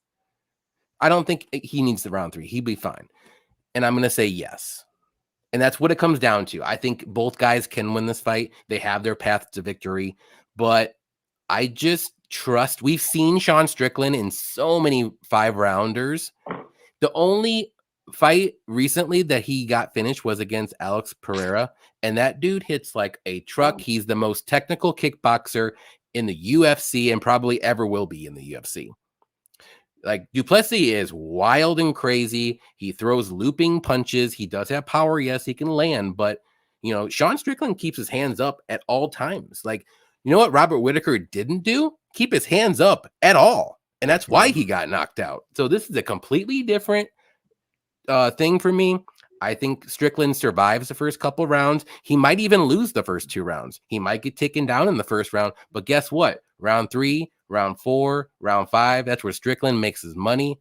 Every freaking 5-round fight. We've seen it before. He came in on short notice, up a weight class, like 3 days short notice, and beat Imavov in a 5-round fight, went to decision, and he won handedly. Knocked out Brendan Allen on 1 week notice. Exactly. It's Bro, crazy. This guy's a mythical fighter. He fought Izzy on 6 weeks. Mythical. Yeah. He's a mythical fighter, and you just don't bet against mythical Charizard. fighters. You Well, just he's don't got bet the against crazy Charizard. Have a person bet on this too. fight, either side? No, I don't. Dude, But I do have fight starts round 2. I think that happens. Yeah, T. Clark. That's my dude Tom. That's my dude Tom on Twitter. I didn't know. You just Now don't I bet see the against picture. Charizard, Optimus Prime. There's Sean mythical fucking creatures Strickland. in the world. They're just mythical Sean creatures. You just Strickland. don't. Yeah. Guys, White T. Sean Strickland. Yeah. Just stay away. If you don't, just stay away. Don't bet against Sean Strickland. He's that mythical creature that he beat Izzy handedly. Have we ever seen that? My girlfriend's a stay-at-home I mom. She's haven't. like, I love what Sean Strickland Never. says. She's like, he's my favorite. So he won all 5 rounds. Yeah, beat him That's down. insane. Gave him a case. Nobody will ever beat Izzy in all 5 rounds ever in his career. Nobody will ever do that. Sean Strickland did it. He's got the style because okay. Here's the reason His why. style's crazy. You don't know why Pereira can beat Strickland, but Izzy can't, and he won't. Is because Izzy don't have the boxing. He don't have the good to keep Strickland off him. He's a kicker. He wants to kick you from range. But And if he you're keeps in it, if pushing you're forward. getting and if Sean's out of kick range and he's just in your face and your boxing's not good enough, but like Pereira's like, fuck yeah, let's box. I'm gonna hit you with this 3-inch left hook that sends you to the shadow realm somehow. Yep. I don't know how he does that, but yeah. The UFC breakdown. Oh shit. They have Yeah, no you guys. battle. All right, you guys. Yeah. No we'll battles talk about that when it comes. Save that energy, but you don't gotta argue. I'll be respectful to you. yo, listen, I love you guys. I know you guys got to go to work tomorrow. Yeah. Yep. Hey, we've been on the live for 2 hours. 2 hours. Love you guys. We do this for you guys. We want you guys to get the most angles, best leans, and combine it with your own shit. We're not telling you what to pick. We're telling you what we're picking, and hoping you guys jump on board or combine it with your own shit, and we get bags. That's all we want you guys to do. Exactly. So, this was a great fucking show. Amazing analysis, Johnny. Every fucking time, my guy, Johnny. My guy. Dude. Oh yeah. Yo, dude, coach, and- that background. I need that background, dude. Who did that for you? What's this? I paint these. You gotta come to my house and redo my back. This took a little bit. It's awesome. Actually, my dude Shady got me that one right there. Got me that Terminator one because what I do to these bookies on the weekends, damn near illegal. It's damn near illegal what I do. My boy, everybody, Kiwi Brew, dude. We appreciate everybody. Well, first off, before we do that, Mr. Plus Money, tell them again where to find you, man, dude. You put out some good I'm on the content, old bro. IG, and I'm starting up my YouTube. Hopefully, these boys will help me. 100%. These boys will help I me. do that shit too, dude. Even right there, it doesn't make any sense. I know, right? You got to point the other way. It doesn't make sense. Yeah, it's funny. It's mirror image, guys. Yes. So that's funny as hell.